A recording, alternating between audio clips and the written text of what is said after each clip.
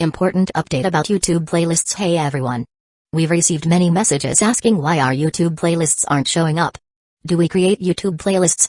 Yes, we absolutely do. So why can't you see them? Honestly, we're not sure.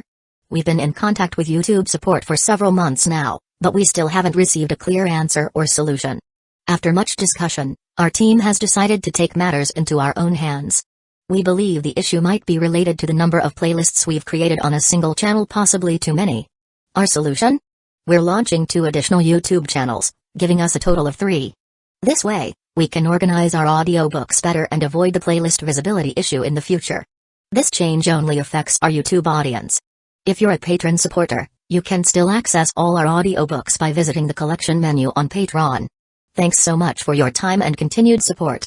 Happy listening. With the crude weapons in these men's hands, they wouldn't be able to hurt him at all. The leader burst into laughter, laughing without restraint. Hey, did you all hear that? This punk wants to take our fresh little birds. You sure know how to pick him. These 2 are big-time celebrities, and I haven't even had my turn yet. You think you can just waltz in and take them? Dream on. Get him. At his command, all 6 men grabbed their weapons and charged at Lingzhen with full force. They knew very well that they had to seize Lingzhen's gun as quickly as possible. With so many of them, there was no way Lingzhen could react in time. Let me teach you a lesson today. Beyond 7 steps, the gun is fast. Within 7 steps, the knife. Bang. Bang. Bang. Bang. Bang. Bang. Bang. Before the man could finish his sentence, just as he was about to lunge at Lingzhen, Lingzhen pulled out a second fully automatic Glock from his coat and fed him a whole string of bullets. Before he could even get halfway through his words, he was already down on the ground. The same happened to the others, caught completely off guard. Of course, not all of them took a full magazine of bullets like their leader.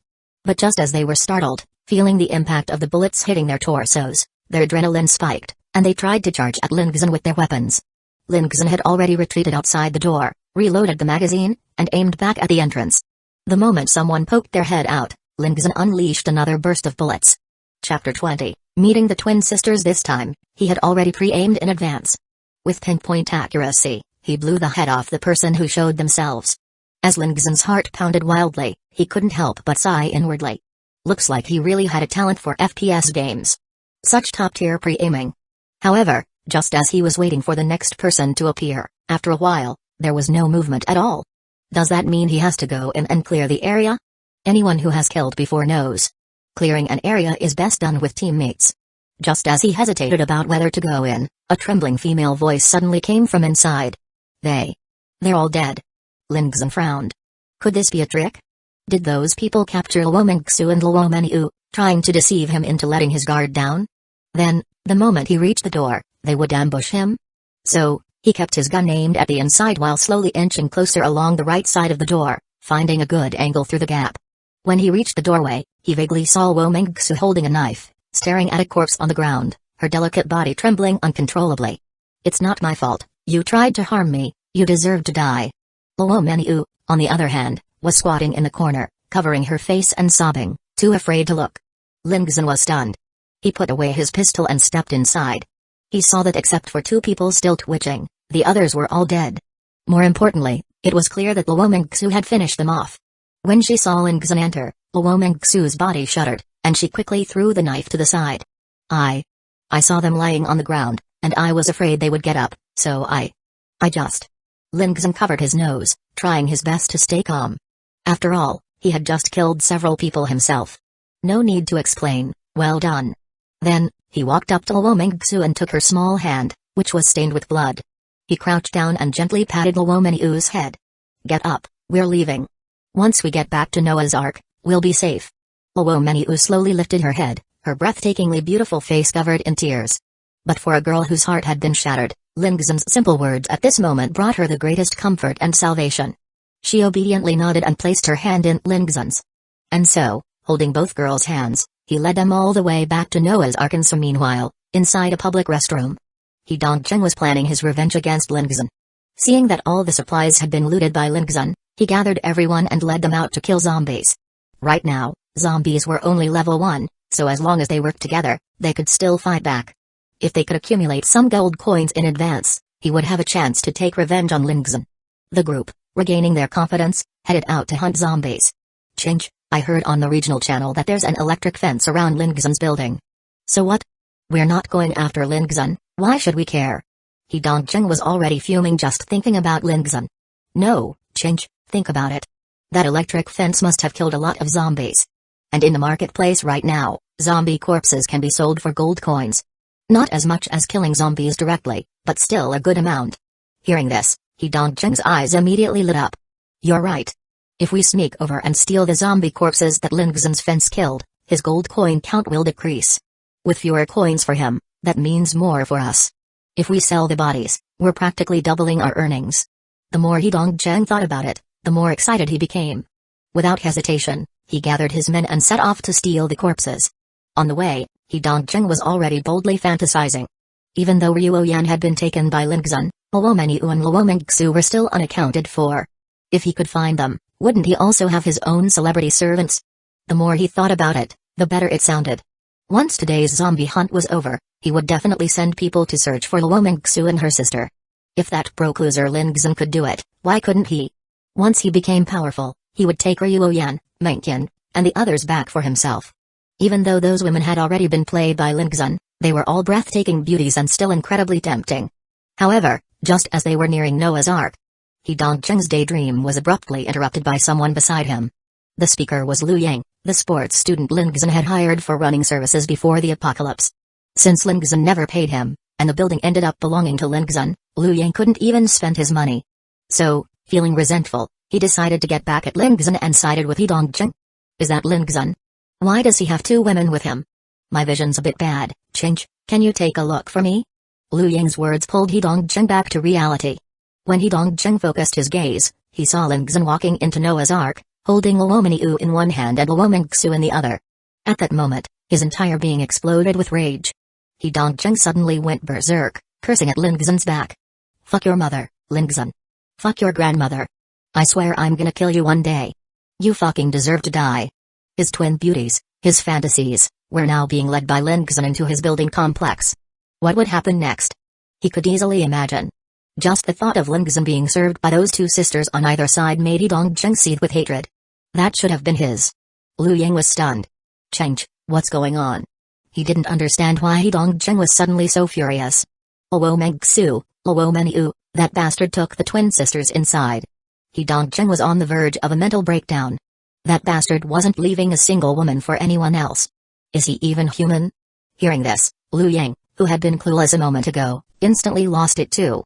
Fuck. Lingzhen is seriously inhuman. Another two top-tier beauties. Not just Liu Yang, but all the other men around them were also burning with jealousy, their eyes turning red. Even getting a glimpse of such unattainable women was a luxury, let alone anything more. Just how satisfying would it be? They couldn't even imagine. Meanwhile, inside Noah's Ark, Lingzhen suddenly stopped and looked at the twin sisters beside him with slight confusion. Did you guys hear someone talking? I feel like I vaguely heard someone cursing at me. Luomengxu and Luomenyu exchanged glances and both shook their heads, indicating that they hadn't heard anything. Seeing this, Lingzhen scratched his head. Forget it, maybe I misheard. Let's go sign the residency contract first. Then, Lingzhen took the two girls to the cafeteria and handed them two residency contracts. The twin sisters were naturally aware of the rules of the apocalypse game. A contract was the only way to reside in an occupied building complex. Otherwise, they could only enter the complex for an hour if invited by the building owner. Once the time was up, they would be forcibly kicked out. I have a question. If we want to leave later. Chapter 21, completely hollowed out Luomengxu looked at Lingzhen, hesitated for a moment, and then spoke. After all, she had already contacted her family. A helicopter would be arriving soon to pick up her and her sister. Although Lingzhen's place seemed quite safe, she always felt that he wasn't a good person. Lingzhen frowned slightly. Leave? Of course, he didn't want to let this pair of twin sisters go. Just their residency alone brought him incredibly tempting rewards. Not to mention, they were absolute beauties. No. Lingzhen rejected coldly. Running to him for shelter in times of danger, then wanting to leave once they were safe? Did they think his place was some kind of sanctuary? He wasn't running a charity. Luomengxu hadn't expected Lingzhen to refuse so decisively. Looking at the residency contract in front of her, she felt a surge of frustration. She stretched out her delicate hand and pushed the contract aside. Then I won't sign it. If she really signed it, wouldn't that be the same as agreeing to stay with Lingzhen forever? And it wasn't just about her. Her sister was involved too. But after saying that, Luomengsu's confidence wavered slightly. She saw Lingzhen, sitting across from her, narrow his eyes slightly. In the next second, he let out a soft chuckle. "Oh, is that so?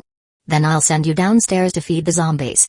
Before the sisters could react, their vision blurred, and the next second, they appeared outside the building complex of Noah's Ark, and Lingzhen had forcefully kicked them out. He wasn't going to tolerate a woman's spoiled attitude. Luomengsu never expected that Lingzhen wouldn't even negotiate with her. He had simply thrown them out. And the moment they were ejected from Noah's Ark, zombies downstairs immediately noticed them and charged over with savage expressions. One particular zombie had only half a head left. As it ran, the remaining flesh inside its skull wriggled grotesquely.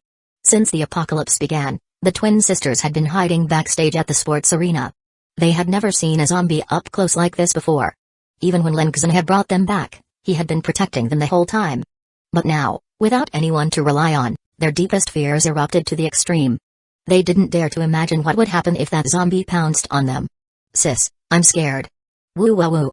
Luomengsu cowered behind her sister, sobbing uncontrollably. Luomengsu was just as terrified.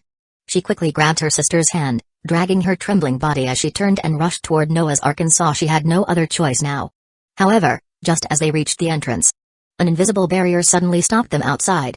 No matter how hard she pounded on it, the barrier remained unmoved. Inside the building, Lingzhen sat casually, a glass of red wine before him. He swirled the glass slightly, watching the sisters with amusement. It was as if he were watching an entertaining show. Luomengsu was completely panicked. The zombies were now less than 3 meters away from them. "Let me in. I agree to sign the contract. I won't leave. Woo-wah-woo, please, let me and my sister in." But Lingzhen didn't respond. He simply took a sip of the red wine, savoring the taste with a satisfied expression. Seeing that Lingzhen had no intention of saving them, Luomengsu's last shred of resistance crumbled completely. "Please, I beg you. Let my sister and me in. I'll agree to all your conditions. Just let me in, I'm begging you. Even if you only let my sister in, that's fine too." Luomengsu had always been strong. Even in dangerous situations, she had never shed tears. But now, she couldn't hold them back anymore. Because she could truly feel the threat of death. And it was an ugly, horrifying death. Still, there was no response. Only the sound of their desperate cries filled the air. Lingzhen remained unmoved. To say he wasn't affected at all would be a lie. But he reminded himself. In this apocalypse game, having mercy would only lead to his own demise. He had to learn now to remain calm, even if a mountain collapsed in front of him. Outside the barrier, the twin sisters had completely lost hope. They had no way to escape. There wasn't even the slightest space left for them to move. Death was just seconds away. That grotesque, monstrous face was right in front of them. The thick, black blood dripping from its mouth had already splattered onto her body. She could only shield her sister behind her. The only thing she could do was die first, before her sister. She regretted it. She regretted acting all high and mighty and rejecting Lingzhen earlier. In the face of death, everything else suddenly seemed trivial. If she could do it over, she would agree to all of Lingzhen's conditions without hesitation. To everything he wanted. But Lingzhen wasn't going to give her the chance. Just as that gaping, blood-stained mouth was about to consume her. Bang! Bang! 2 gunshots rang out. Luomengsu felt something warm and sticky splatter across her face and body. But the expected bite never came. She cautiously opened her eyes. Only to see the zombie's corpse lying right in front of her. They were saved. Her trembling body stiffly turned around. Inside the barrier, Lingzhen slowly lowered his gun back to his waist. His expression remained as cold as ever. He took slow, steady steps toward her. At that moment, Luomengsu felt that Lingzhen's presence had grown immensely. After experiencing such terror, she suddenly felt like a frightened little rabbit. A deep, instinctive urge to throw herself into his arms surged inside her. Everything felt like a dream. The feeling of being reborn made Luomengsu exhale deeply, cherishing this second chance at life. "Go clean yourselves up first." Lingzhen's indifferent voice snapped her back to reality. She instinctively nodded and pulled her sister inside. After they washed up, Lingzhen pushed the contract in front of them again. This time, without even looking at it, the twin sisters signed without hesitation. Lingzhen chuckled softly. Such was human nature. Without falling into the abyss, one would never truly appreciate the comfort of safety. Everything he had done just now was to make Luomengsu understand one thing.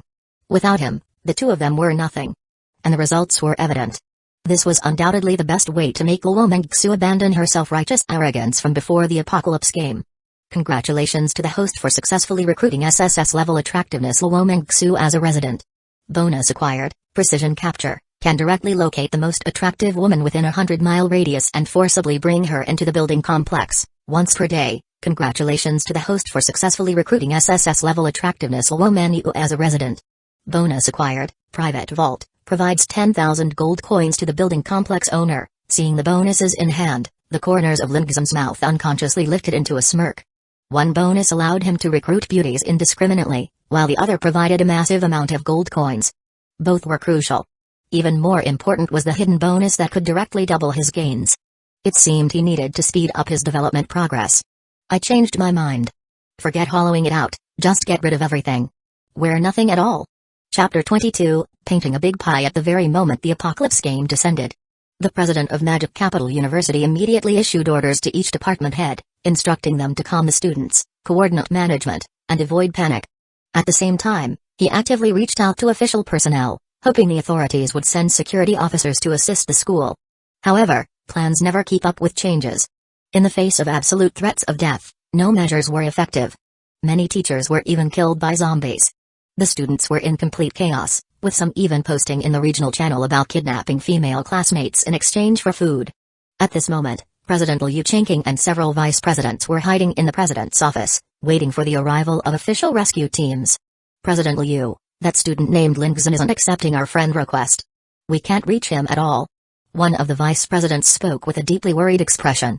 After learning that Lingzan had single-handedly occupied the only building complex in the school that could be claimed, they planned to contact him, hoping he would rescue the students and allow them all to enter, turning it into a temporary shelter.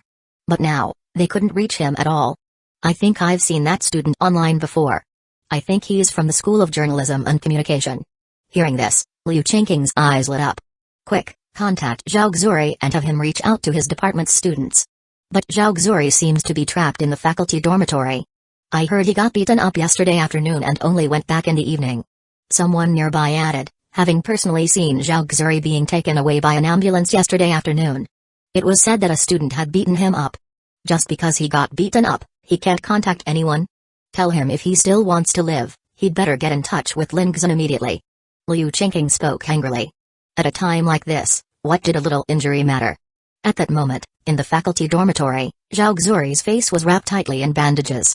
When the Apocalypse game first broke out, he thought it was some kind of prank and was still trying to contact the school and the authorities to have Lingzan punished as soon as possible. However, he soon realized that no matter how many times he dialed, he couldn't get through to any official numbers. It wasn't until he heard the screams echoing through the hallway that he finally understood. The Apocalypse game was real. Zombies really existed. And then, he fell into utter despair. In his current state, beaten so badly that he could barely move, how was he supposed to survive? On top of that, he never cooked for himself, and his fridge was completely empty. The food he had at home would only last him 3 days at best. Just then, his phone suddenly rang. Seeing that it was the president calling, he hurriedly answered, a glimmer of hope reigniting in his heart. Dean Zhao, the situation is urgent. Please contact your department's student, Lingzan, as soon as possible and have him taken to school's faculty and students. Hearing this, Zhao Xuri was completely dumbfounded. He had been in so much pain last night that he had spent the entire time screaming, without even understanding the rules of the Apocalypse game. He had no idea that Lingzan had already occupied a building complex. Upon learning that Lingzan had claimed one, Zhao Xuri felt extremely frustrated. Why him, of all people? President Liu. I'm afraid that won't work. On the other end of the line, Liu Changqing's anger flared. Why not? Isn't he a student from your department? You can't even handle this? No, President, that student has a terrible record. He has previously harassed female students. He's not a good person at all. He definitely won't agree. Thinking it over, Zhao Xuri decided to push all the blame onto Lingzan. And besides, all the injuries on my body were caused by Lingzan. How could someone like him possibly agree to this? Hearing this, Liu Changqing fell silent. He never expected Lingzan to be such a student. At the same time, the voices of other vice presidents came from the background. I remember now. Wasn't that the big controversy online? A lot of students wanted him expelled. Ah, if that's the case, this is going to be troublesome. Hearing others belittle Lingzan, Zhao Xuri immediately felt less panicked and quickly chimed in. That's right, scum like him must be dealt with. Liu Qingqing found himself in a dilemma. He had never imagined Lingzhen would be this kind of student. But right now, they had no choice but to rely on him. No matter what, get in touch with him. What's more important, morality or survival? He's just a student. Give him some benefits, make some empty promises, and if that doesn't work, use a little coercion. A student is just a student. Once the authorities step in, this whole situation will be resolved sooner or later. Does he really think he can stir up a storm? Liu Qingqing spoke coldly. As an old hand in the game, he knew students were the easiest to manipulate. Seeing this, Zhao Xuri had no choice but to agree. He had no other options. If he didn't find a way, he'd be trapped here until he died. Inside the building complex, Luo Mingxu and Luo Maniu's delicate faces were full of shame as they carefully finished dressing. Afterward, Lingzhen personally arranged a room for them, letting the two sisters stay together. Just as he finished making arrangements, his phone suddenly rang. Seeing the caller ID, Lingzhen couldn't help but chuckle. Zhao Xuri? Thinking for a moment, Lingzhen decided to pick up. That piece of trash was still alive? If the opportunity arose, he wouldn't mind getting a little payback. Lingzhen. I heard you've occupied a building complex, right? Hearing this, Lingzhen immediately knew what this bastard was getting at. That's right. What's up, Dean Zhao? Is your face any better? I heard you swelled up like a pig's head. Lingzhen's sarcasm made Zhao Xuri furious, but remembering his purpose for calling, he forced himself to suppress his anger and spoke. I'm fine, that was nothing. You're young. It's normal to be a bit hot-headed. If you have something to say, spit it out. Lingzhen was already losing patience. It's like this. The president and several deans heard about your situation and want to give you a chance to redeem yourself. As long as you actively help rescue your classmates and the faculty, once this crisis is over, the school won't hold you accountable or expel you. On top of that, they'll even consider promoting you to student council president and offer you guaranteed admission to graduate school. This is a once-in-a-lifetime opportunity for a poor student like you to turn things around. I know your family's situation isn't great, so I personally pleaded with the president to get this for you. Lingzhen, you should really think this through. Zhao Xuri laid out what he thought was an incredibly tempting offer. As he spoke, his tone gradually shifted into one of condescension, as if he were bestowing a great favor upon Lingzhen. Almost as if Lingzhen should be grateful. Lingzhen nearly laughed out loud in anger. This idiot was still trying to use the same old tricks to fool him, as if he were some naive fool. That was one hell of a promise. Only an idiot would believe it. Chapter 23, Mangekyō's Compromise. I say, Dean Zhao, have you not figured out your position yet? I'm living large with gourmet food and a few beauties by my side, and you expect me to let a bunch of freeloaders in to eat for free? You think I'm an idiot? Lingzhen's words left Zhao Xuri, who was lying on the bed unable to move, completely stunned. Gourmet food? Beauties? That had to be a lie. Even if Lingzhen had occupied a building complex, it was impossible for him to have food, let alone keep beauties around. He didn't believe it.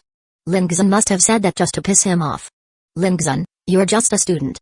You're like a frog at the bottom of a well. Do you really think the authorities won't be able to quell this crisis? When this game ends, after all the evil you've done, do you think you won't be judged? Right now, you have a chance to redeem yourself. You'd better cherish it. Seeing that bribery didn't work, Zhao Xuri switched to threats. However, Lingzhen wasn't buying it at all. Oh? Is that so? Then let me kindly remind you. Zombies will evolve in one more day. Hiding in an ordinary building can at most hold off level 1 zombies. If you don't upgrade your building's defenses soon, you won't even live to see the end of this game, Dean Zhao. With that, Lingzhen hung up the phone without hesitation. After finishing the call, Lingzhen added Zhao Xuri as a friend in the game. Then, he sent over a playback of his previous runway show live stream. At that moment, in his room, Zhao Xuri, who had just been hung up on, was so furious that he started cursing out loud. Lingzhen, you fucking bastard, you'll die a horrible death. You're doomed sooner or later. Just wait, just you wait. When the authorities take control, I'll make sure you rot in prison. Zhao Xuri's chest heaved violently, his anger nearly making him lose control.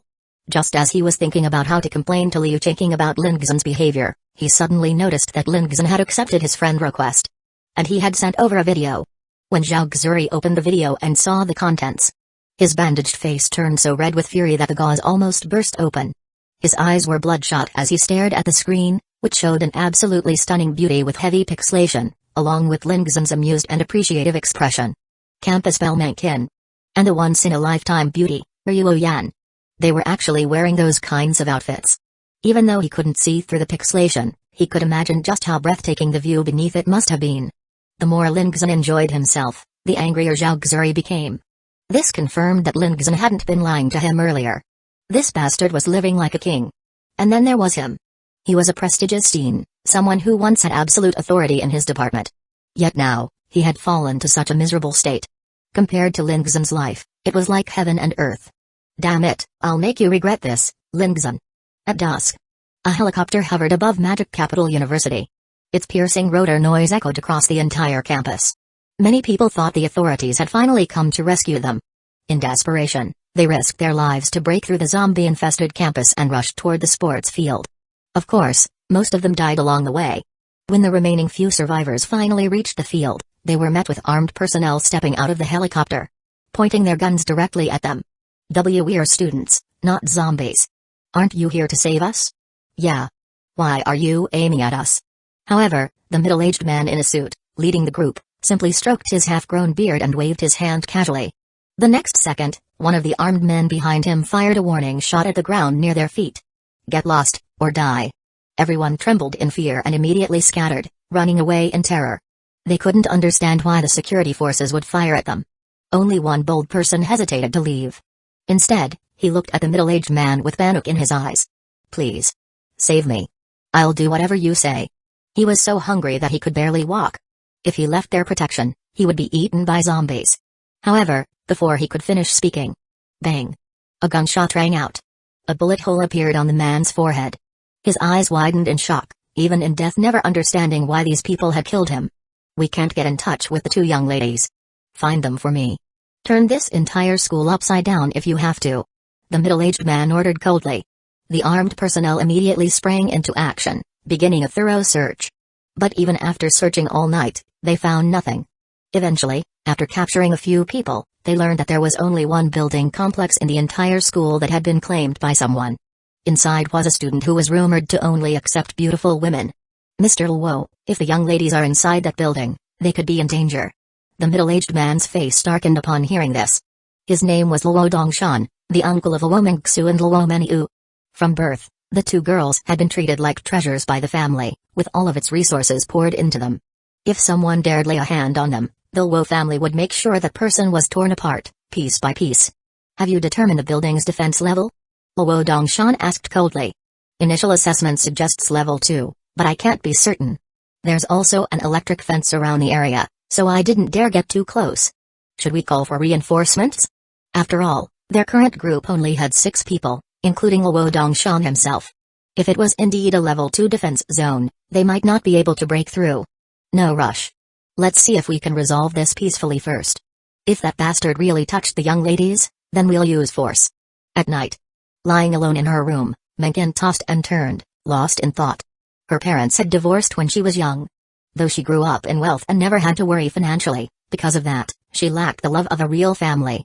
As she grew older, her contact with her parents became less and less. The only messages they exchanged each month were about money transfers. No greetings, no concern. After both parents remarried, the sense of emotional detachment only grew stronger. When the apocalypse game descended, she was terrified and helpless. The first thing she thought of was messaging her parents, but in the end, she hesitated. She thought, if her parents really cared about her, shouldn't they be the ones to reach out first? But she waited, and even now, aside from messages from simps chasing after her and a few second-generation rich kids looking to have one last thrill before death, there was nothing. Not a single message of concern. Maybe staying here isn't such a bad ending after all. At least she felt safe. At least she had company. Unconsciously, Mengen pulled the blanket tighter around herself, hoping for a bit of warmth. Just then, someone knocked on the door. The sudden noise in the silence made her delicate body tremble. Her mind instantly conjured up the image of zombies outside, their bloody mouths gaping wide. Her trembling grew even more intense. Who is it? It's me, Lingzhen. Hearing that it was Lingzhen, Mengen inexplicably relaxed. When she first arrived, she thought Lingzhen would force her into doing something inappropriate. But 2 days had passed, and Lingzhen had done nothing. Maybe he was right. Maybe she really did need to put down her so-called pride. After all, right now, he was her only support.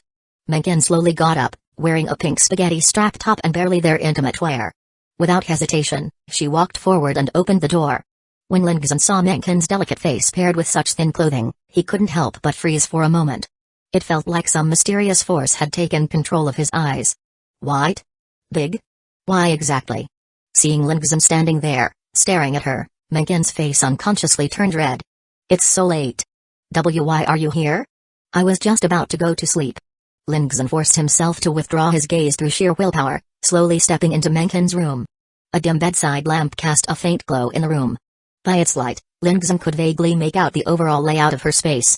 He hadn't expected that this cold and aloof campus belle would have such a love for pink. I only left the light on because I was scared. If you think it's a waste of electricity, I can turn it off. Seeing Lingzhen looking at the lamp, Menken quickly explained cautiously. She knew that after the apocalypse game, both water and electricity had become extremely scarce. Lingzhen waved his hand dismissively and stepped closer, looking into her large, bright, and beautiful eyes. About what I said to you before. Before he could finish, Menken cut him off. I'll do whatever you say. You were right, I do need to understand my position. And I think you're actually not that bad. At least you're not someone who would just force things. Her voice grew softer toward the end, as if she was embarrassed. Lingzhen felt somewhat pleased. Seemed like she had finally taken his words to heart. Come here. Hold me. Hearing this, Menken panicked for a moment, then took tiny, hesitant steps toward him. She slowly opened her slender arms and obediently nestled into Lingzhen's embrace. Her outfit was practically as thin as gauze, barely covering anything in some places. So the sensation was very clear. This feeling made Lingzhen's heart stir. As he gently stroked the once distant, highly sought-after campus belle, a deep sense of conquest welled up inside him. Can we take things slow? Menken's soft voice pulled Lingzhen back from that feeling. Of course. Then today, we kiss. Tomorrow, we hug. The day after, we sleep together. That's slow enough, right? Lingzhen agreed without hesitation. Hearing this, Menken's body trembled slightly in fright. In 3 days, we'll already be sleeping together? What's wrong? Lingzhen lowered his head, meeting her gaze. Menken's eyes darted away slightly. It's not that I'm unwilling. It's just, I don't think I'm ready yet. Her heart was pounding wildly. She didn't dare imagine what would happen in 3 days. The unknown was always the scariest. Then how about I teach you something? Lingzhen looked at her and said softly. Menken immediately nodded obediently, staring at him seriously. For the next 2 days, practice stretching. Splits, leg presses, anything to improve flexibility. Then on the 3rd day, you won't have to worry about anything. Lingzhen spoke as if he were teaching an important lesson, and Menken subconsciously nodded along. So that would help? Then I'll practice more these 2 days. Should I also do backbends or other more difficult dance moves? Yes. Lingzhen answered without hesitation. The more complex, the better. Menken nodded obediently. She didn't know what exactly it would help with, but since Lingzhen said it so seriously, it had to be important. A loud explosion shattered the morning silence. Just as Lingzhen woke up, he immediately accessed the full area surveillance to check on Noah's Ark and saw he saw a giant zombie 5 times the size of a normal one attacking the side of Noah's Ark and saw at the same time. The electric fence surrounding the perimeter had already been destroyed in a 3 to 4 meter section by the zombie. This is the Zombie King. Lingzhen's brows furrowed. With the Zombie King present, all surrounding zombies had received a level boost. Upgrading to level 2. Warning, Noah's Ark is under attack, defense minus 0.3, warning, Noah's Ark is under attack, defense minus 0.01, warning, Noah's Ark is under attack, defense minus 0.01, warning, Noah's Ark is under attack, defense minus 0.01, urgent alarms blared. Once the defense value dropped from 100 to 0, Noah's Ark would completely lose its defensive capabilities. Right now, at level 4 defense, normal zombies couldn't break through at all. The only real threat to Noah's Ark was the Zombie King. Even though it seemed like each attack from the Zombie King only dealt 0.3 damage, the problem was, this thing could keep attacking indefinitely. Just as he withdrew his gaze to formulate a strategy, he noticed someone peeking from the corner of the neighboring building, secretly watching. After zooming in on the image, Lingzhen clearly saw the person's face. He Dongzheng. At this moment, He Dongzheng's expression was full of smug satisfaction. Considering the current situation, it wasn't hard to tell that he was most likely the one who had lured this zombie over. When the game first appeared, there had been an introduction to the Zombie King. The Zombie King, also known as the Building Destroyer. Between humans and buildings, it would always prioritize attacking buildings. That was how He Dongzheng managed to lure it here without putting himself in danger. After hesitating for a moment, Lingzhen decided to abandon repairing the electric fence. Even though electric fences could be bought with gold coins, they were only useful for dealing with level 1 zombies in the early stages. To truly defend against higher level zombies, he had to allocate power distribution points to upgrade Noah's Ark's defenses in all aspects. Upgrade Noah's Ark's defense level by 1 more level, then upgrade to Lava Wall. Upgrade successful, consuming 6 allocation points. Now, Lingzhen was left with only 2 allocation points. The reason he chose Lava Wall over other types of walls was he considered that after the zombie disaster, there was a high possibility of an extreme cold apocalypse occurring. And Lava Wall had an additional function. It could activate the building complex's heating system.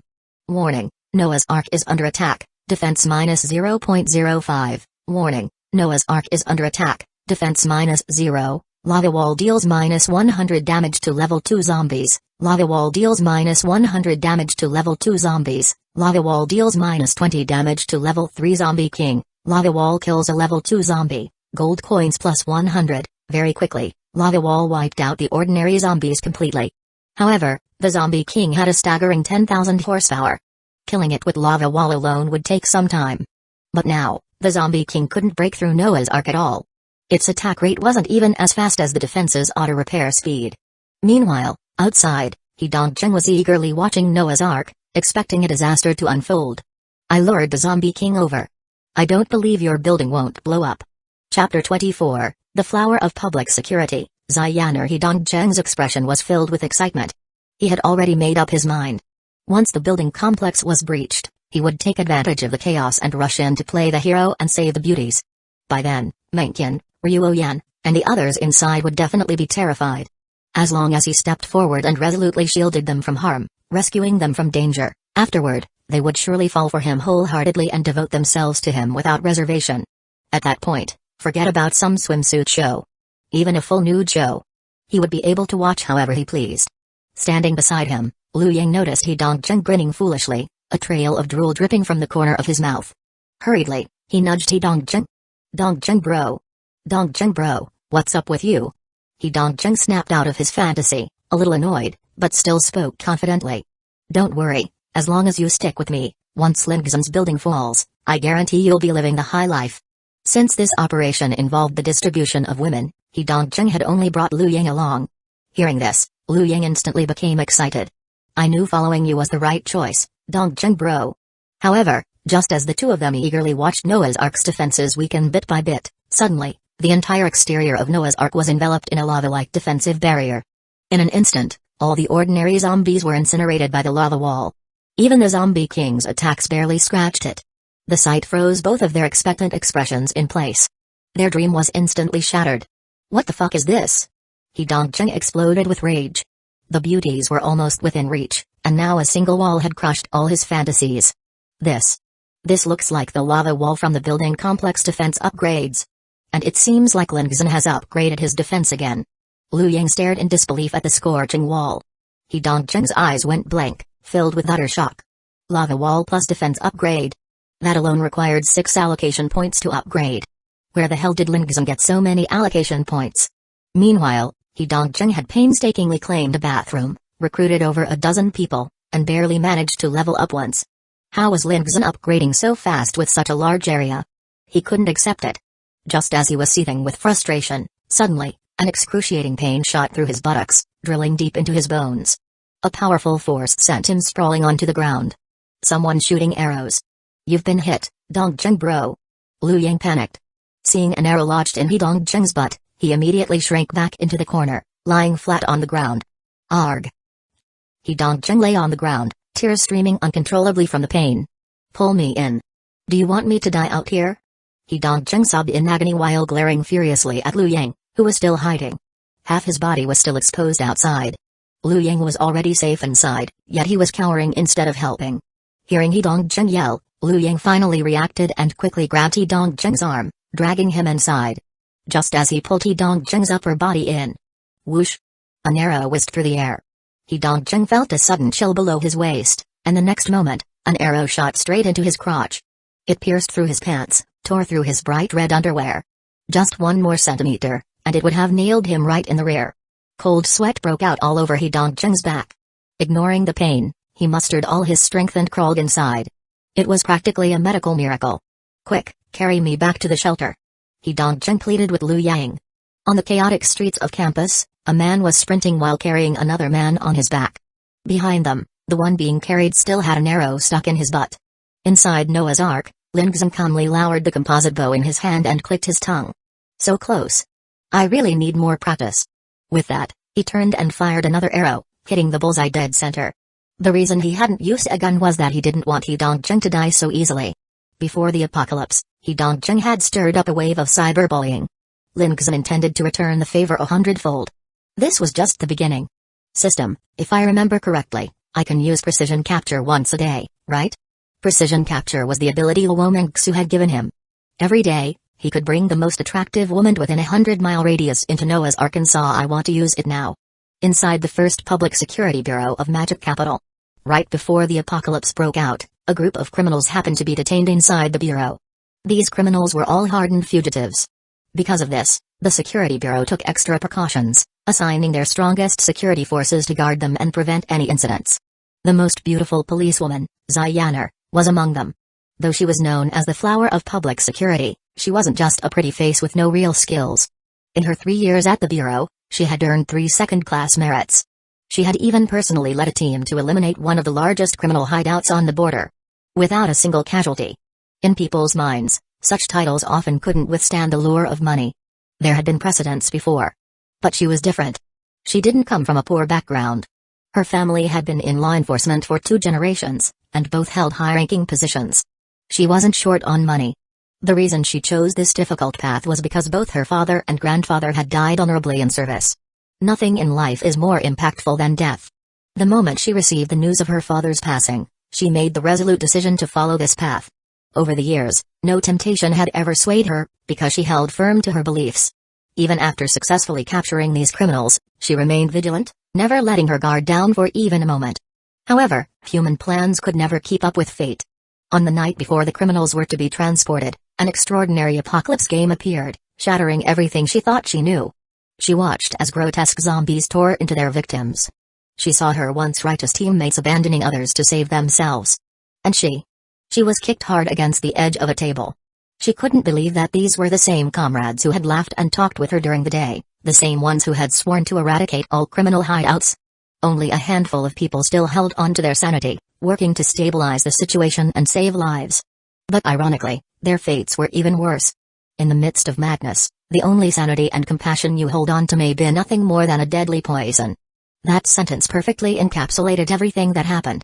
She watched with her own eyes as the teammates who stood up to maintain order were trampled underfoot by both their fleeing comrades and the criminals who had broken free.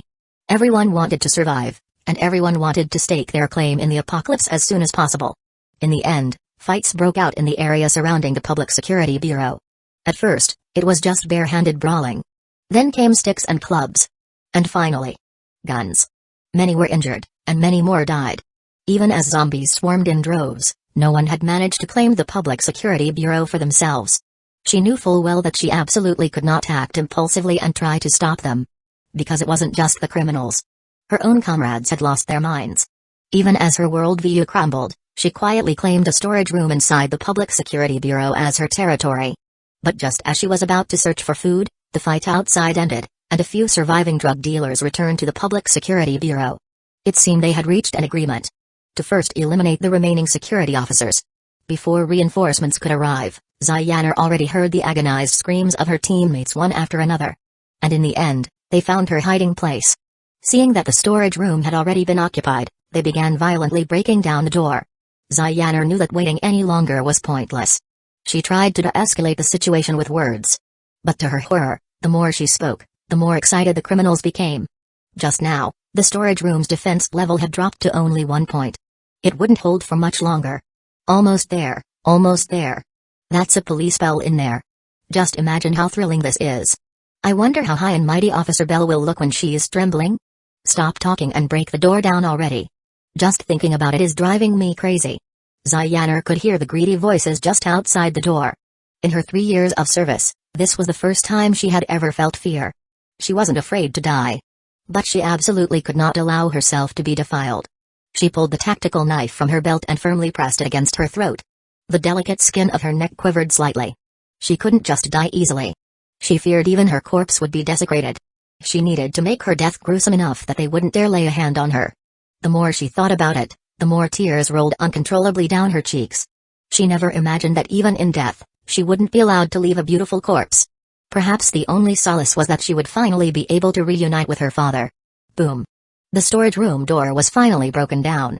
The last bit of defense value dropped to 0. D-rank area storage room has been breached. Please repair immediately. Please repair immediately. A game notification echoed. And then, she saw them. The criminals, their faces twisted with greed and cruelty, like demons ready to consume her whole. Father, your daughter is coming to join you. Ziyaner clenched her delicate face, her grip tightening on the knife. She would use every ounce of her strength to soak this place in her blood. But just as she was about to act, a game notification suddenly sounded. Precision capture triggered. You are being forcibly transferred. Do not resist. Ziyaner's vision turned completely white. And in the next second, she found herself in an unfamiliar room.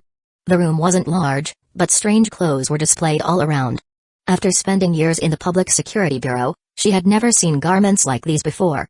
Is anyone there? Ziyaner gripped her tactical knife, scanning her surroundings with sharp vigilance. None of this made sense.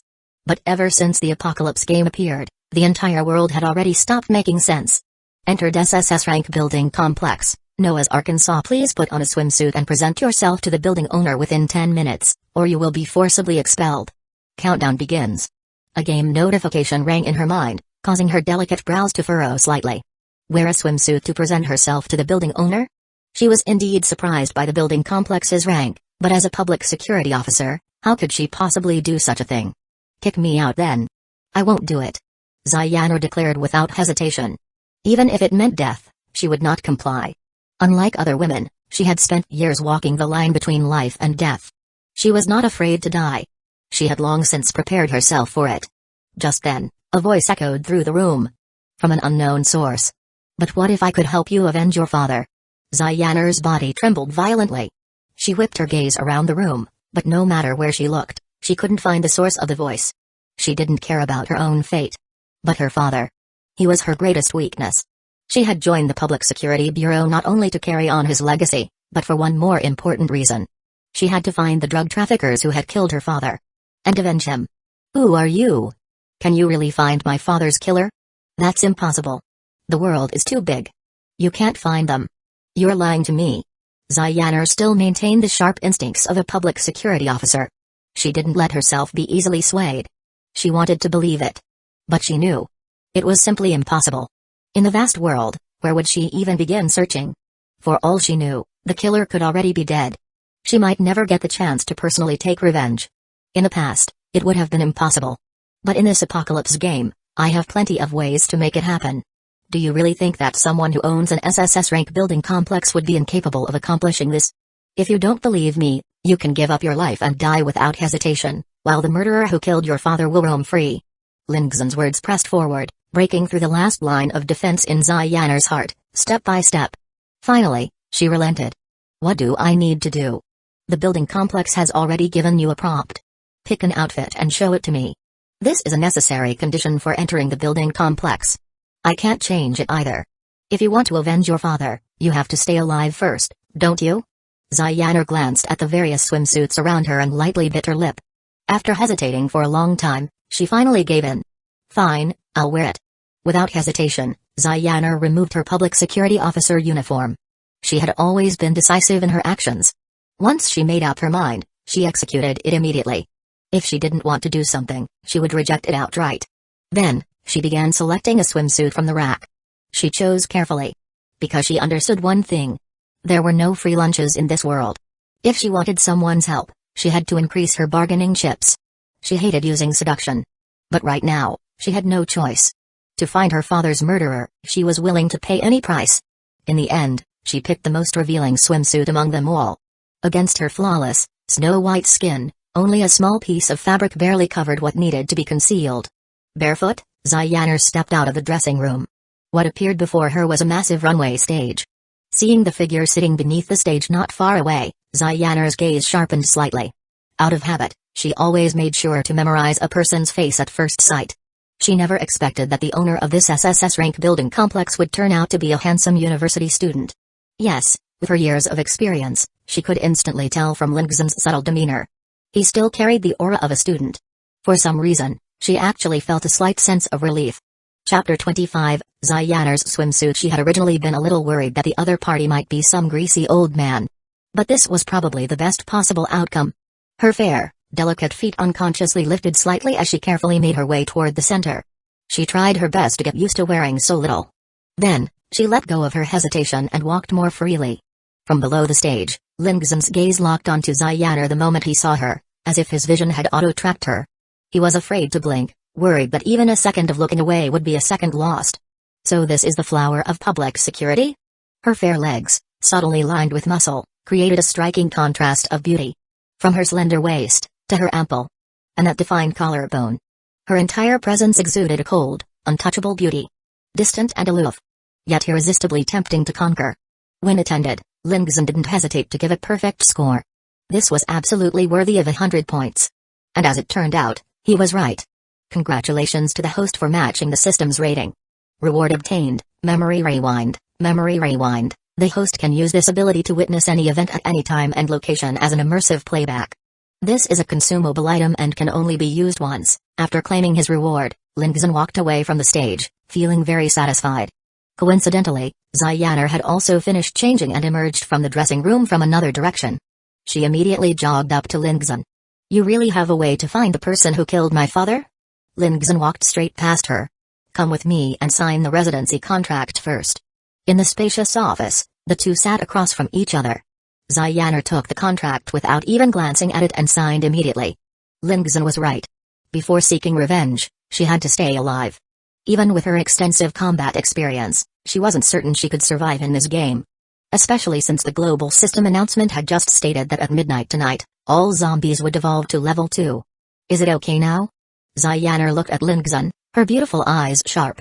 Perhaps out of professional habit, she realized her tone didn't sound like someone asking for a favor, so she adjusted it slightly.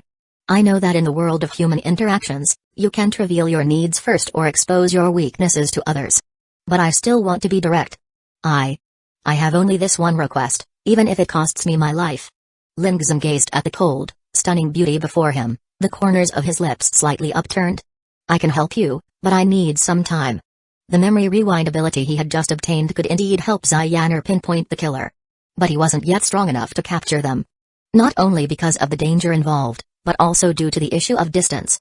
Ziyaner's eyes flickered slightly as she met Lingzhen's gaze. But before she could speak, Lingzhen beat her to it. You think I'm just making empty promises to trick you, don't you? Ziyaner nodded without hesitation. If it was true, she wouldn't mind Lingzhen giving her false hope just to keep her going. But if it was a lie, she wouldn't act at all. She would rather die. Then how about we take it one step at a time? You seem like the type who gets straight to the point. If I help you uncover the killer's appearance and recreate the crime scene, what price are you willing to pay? Lingzhen stared into Ziyaner's eyes. Eyes that were breathtakingly beautiful, a face so stunning it left one breathless. He found it hard to look away. Hearing this, Ziyaner instantly tensed up, locking eyes with Lingzhen. You can really find out? Even though her father had been murdered, the authorities had never found any trace of the killer. It was as if they had vanished into thin air. If you can really do it, then what do you want from me? For the first time, Ziyaner hesitated. After all, she had dealt with many criminals before. She knew exactly what kind of people some men were. Lingzhen glanced at the uniform she wore as a public security officer and let out a thoughtful hum. Do you know what uniform temptation is?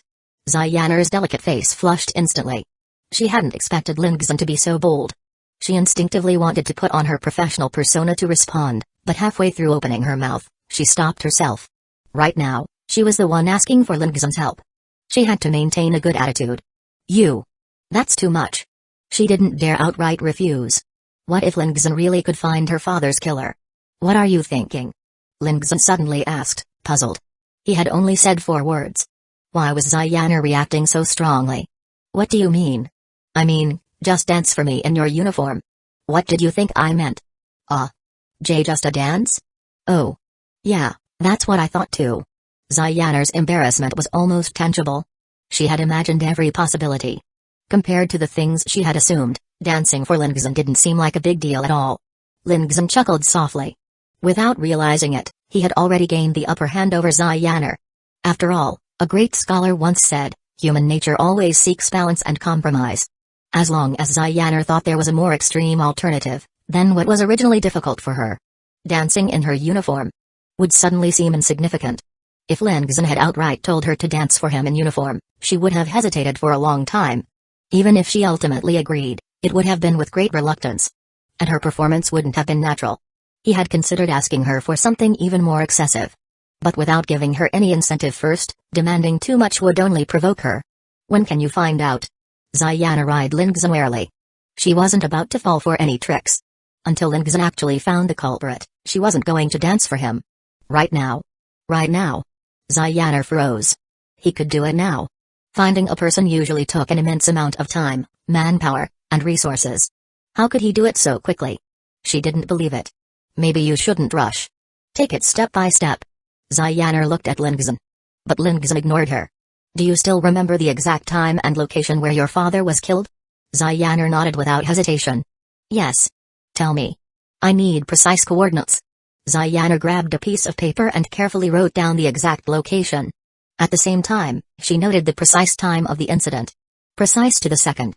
Lingzhen took the paper and looked at the coordinates and time written on it. 19 degrees 45 and 96 degrees 6 01, 13, 21. After confirming the exact coordinates and time, Lingzhen immediately activated the memory rewind item he had just obtained. Just as Ziyaner was still wondering how Lingzhen was going to do it, a massive 360 degrees holographic screen enveloped the two of them. The surrounding scene shifted, and they suddenly found themselves standing in the middle of an abandoned factory. Everything felt so real. The swirling dust in the air made Ziyaner instinctively want to cover her nose and mouth. But when she realized she couldn't actually smell any dust, she understood that it was all just an illusion. Where's this? Ziyaner reached out with her slender fingers, trying to touch the crumbling wall in front of her. But no matter how she tried, she couldn't make contact with it. Lingzhen slowly stepped in front of Ziyaner. Didn't you want to know how your father was killed? You're about to see it. Ziyaner's beautiful eyes trembled slightly, and her heart instinctively tensed up. She immediately activated her professional instincts as a security officer, scanning her surroundings with vigilance. But as she observed, a part of her was afraid. Afraid that when she saw her father's face, she would lose control of her emotions.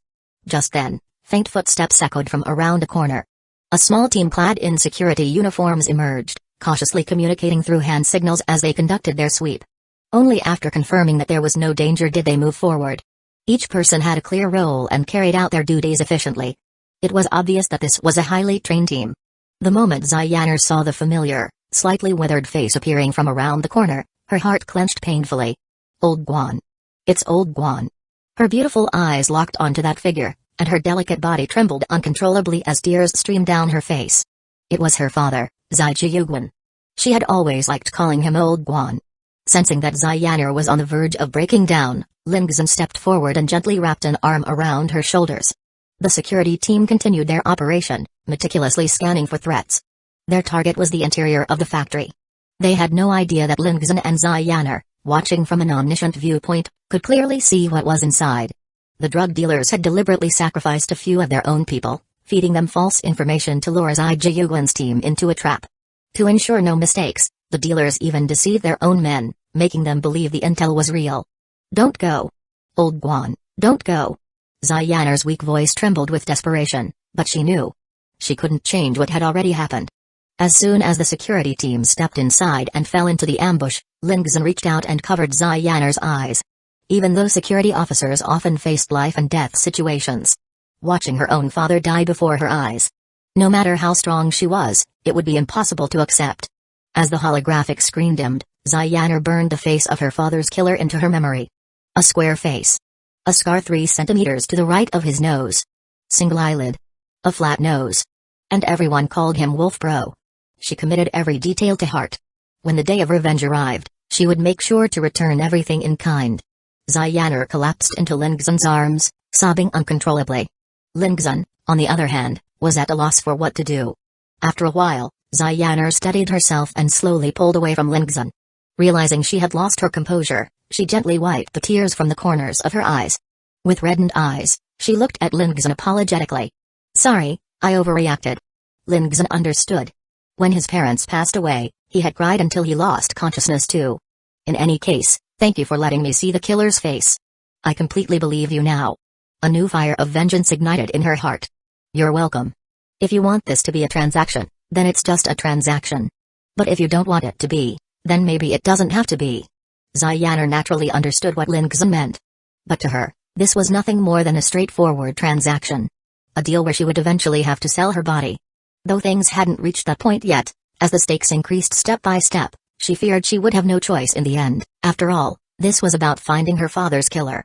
Can we do it tonight? I might need some time to prepare. I won't disappoint you. Ziyaner looked at Lin Xun, her delicate face filled with sincerity. Since she would still need Lin Xun's help in the future, tonight, she had to make sure she performed well. Lin Xun agreed. After all, Ziyaner had just recovered from an emotional breakdown. She probably wasn't in the right state for it now, which would ruin his experience watching. At that moment, outside Noah's Arkansas, Wo Dongshan had led his men to locate Noah's Arkansas just as they were about to approach and negotiate with Lin Xun. The sight before them left them stunned. A massive zombie king was attacking Noah's Arkansas. Every move it made sent tremors through the ground. Yet the building stood firm, completely unshaken. Like an immovable mountain. What shocked him even more was that the walls of the complex were covered in a layer of molten lava, constantly scorching the zombie king. He was dumbfounded. He turned his head to look at one of his subordinates. This is what you called level 2 defense. If this were really just level 2 defense, it would have already fallen to the zombie king's assault. As a member of the Wo family, Wo Dongshan knew very well how terrifying a zombie king was. When the game first appeared, his family had immediately assigned experts to analyze its mechanics. They had even estimated that it would take their family at least a week to be fully prepared to handle a zombie king. Yet to his disbelief, it was only the third day. And someone already had a defense strong enough to withstand a zombie king? Was this even humanly possible? This. I don't know either. When I scouted yesterday, it was just an electric fence. How did it turn into a lava wall overnight? The subordinate was just as confused. Logically speaking, his calculations should have been correct. How could someone possibly upgrade their defense to level 3 this quickly? The Wo family had recruited a huge number of people just to gather enough allocation points for an upgrade. And even then, their level 3 defenses didn't have a lava wall. How did this Lin Xun pull it off? Did he somehow rope in the entire school? Wo Dongshan's brows furrowed tightly. If that's the case, then we've already lost our leverage for negotiations. All we can do now is give it a try. But that zombie king was still there, attracting more and more zombies with its presence. If they recklessly approached, it might not be safe. You guys lure the zombie king away. I'll go negotiate. After some thought, Wo Dongshan made his decision and turned to his men. The zombie king prioritized attacking buildings, but if someone actively attacked it, its aggression would easily shift toward them. Wo Dongshan had already studied this behavior in advance. Hearing Wo Dongshan's words, the 5 people beside him all stared at each other in wide-eyed disbelief. But this was a zombie king. Any normal person would be terrified of getting stomped to death by that thing. But what? If we delay any longer, the young miss could be in danger. Wo Dongshan spoke in a cold voice. Besides, zombies prioritize attacking buildings. As far as I know, other than this building complex, there's another structure inside the school that has been occupied. You just need to lure the zombie king over there, and you won't be in any real danger. After hearing Wo Dongshan's explanation, the group suddenly understood. During their scouting, they had discovered that someone had taken over a bathroom inside the school. As long as they led the zombie king to the bathroom, the risk to them would be significantly reduced. Moreover, they were professionally trained. With proper coordination, they could minimize the danger even further. Chapter 26, Luo Mengxu's decision. After building up their confidence, the group began their operation. Once the zombie king was successfully lured away, Luo Dongshan strode forward and arrived at the gates of Noah's Arkansas. He reached out and lightly touched the energy barrier. Inside Noah's Ark, Lin Xun immediately sensed a human approaching. Just as he was wondering who would be bold enough to came to the gates of his building complex, Luo Mengxu and Luo Mangekyō hurriedly ran toward him. The expressions on both of their delicate faces were filled with worry. Lin Xun, the person at the gate is my uncle. Please don't hurt him. When my sister and I were in danger earlier, we sent a distress message to our family. Hearing this, Lin Xun immediately understood the situation. He gave the two a calm look. So, do you want to go back with him? The sisters exchanged a glance, hesitating slightly. Then, Luo Mengxu spoke up firmly, we're not going back. Since we've already signed the contract, we're staying. Deep down, They still wanted to go back and see their family. But they had already made an agreement with Lingzhen. If they went back on their word, Lingzhen probably wouldn't let them off easily. He might even make them experience the fear of death. Besides, staying with Lingzhen didn't seem as bad as they had imagined. Do you want me to talk to him, or will you? I'll do it. Luo Mengxu made up her mind. She took a deep breath, glanced at her younger sister, and then walked downstairs. Outside, Luo Dongshan waited anxiously, all while staying alert to any potential dangers nearby. He knew that alone, he had no chance of standing against whoever was inside. But all he could do was take a gamble, hoping they wouldn't treat him as a threat and attack on sight. Just as he was wondering why there was no movement, the doors of Noah's Ark slowly opened, and a figure walked out. The moment he saw who it was, Luo Dongshan's face lit up with excitement. Xiaoxu. Are you okay? Are you hurt? The whole family has been worried sick about you. Luo Dongshan rushed forward, carefully inspecting Luo Mengxu to see if she had any injuries. I'm fine, uncle. Luo Mengxu hesitated, struggling to find the right words to tell him they weren't going back. Where's Zio? I don't see her. Luo Dongshan anxiously looked behind Luo Mengxu. She's fine too, don't worry. That's good, that's good. Since you're both safe, call Zio out and let's go home. If the family hadn't been dealing with internal chaos, we would have come for you much sooner. Huh? Something happened in the family? Is my father okay? Luo Mengxu's face immediately filled with concern. The emergence of the Apocalypse game could very well change the entire power structure within their family. He's fine. Some people died, but we managed to stabilize the situation. Luo Dongshan replied. Luo Mengxu let out a small sigh of relief. After struggling with herself for a moment, she finally spoke up. Uncle. Zio and I won't be going back. The moment those words left her lips, Luo Dongshan's expression froze. Then, as if realizing something, his face darkened. Did the owner of this building threaten you? Xiaoxu, tell me the truth. The family will stand up for you. Tell him to come down here. I'll talk to him. He knew this wouldn't go smoothly. Both of his nieces were stunning beauties, admired by countless suitors. Any man would be tempted by them. Clearly, the owner of this building complex was coveting their looks and refusing to let them go. No, uncle. Zio and I are staying of our own free will. Please tell my father that we're both doing well. If we get the chance, we'll visit him. Luo Dongshan grew even more anxious upon hearing this. No way, Xiaoxu. Are you being threatened? Don't be afraid. Uncle will find a way to rescue you. Luo Mengxu shook her head. Don't say anything more, uncle. You should leave. If you don't go now, you'll be in danger. Tell my father that I'm fine. He doesn't need to send anyone to look for me. With that, Luo Mengxu turned around and walked back into Noah's Ark without looking back. Luo Dongshan stood there, completely at a loss, staring at her retreating figure. Even though his niece had said that, he was certain that they were being held against their will. If he made any rash moves now, he could be putting himself in danger. He had to go back and gather reinforcements. Inside Noah's Ark and saw watching Luo Mengxu return in a daze, a tear still clinging to the corner of her eye, Lingzhen spoke up. What's wrong? Can't bear to leave? Luo Mengxu quickly wiped her tear away and shook her head. And no. Thank you for not harming my uncle. Lingzhen stepped forward and gently pulled the sisters into his arms. One on each side. I understand. If there's an opportunity, I'll take you two back home to visit. Hearing this, Luo Mengxu's heart flickered with a sliver of hope. Really? Of course.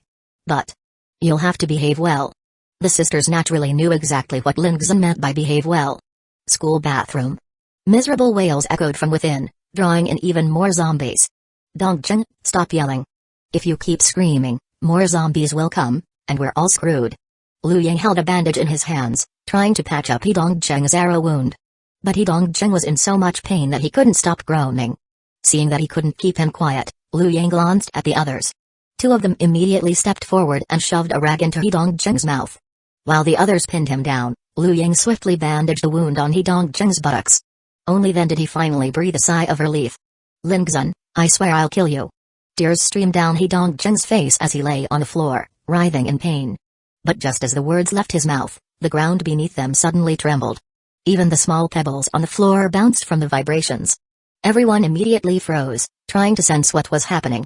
What's going on? An earthquake. Are we seriously this unlucky? Weren't natural disasters supposed to happen later in the game? However, Liu Yang quickly realized something. He strode toward the bathroom window and looked outside. The moment he saw the massive figure approaching, his worst fears were confirmed. His face turned pale with terror. It's a zombie king. The zombie king is coming this way. Liu Ying's panicked shout shattered whatever mental strength the others had left. This was far scarier than an earthquake. Their bathroom had only just been upgraded to level 2. There was no way it could withstand an attack from a level 3 zombie king. At that moment, Dongzhen completely forgot about the pain in his rear. Enduring the agony, he scrambled to the window. The moment he saw it with his own eyes, his expression gradually shifted. From disbelief to despair. Chapter 27, Ziyaner dances the giant swing. It's over. Everything is over. This bathroom was the area he had painstakingly carved out, his main stronghold against Lingzhen. If it was breached, what would he have left to fight Lingzhen? Retreat now, we still have time to run. Liu Ying urged.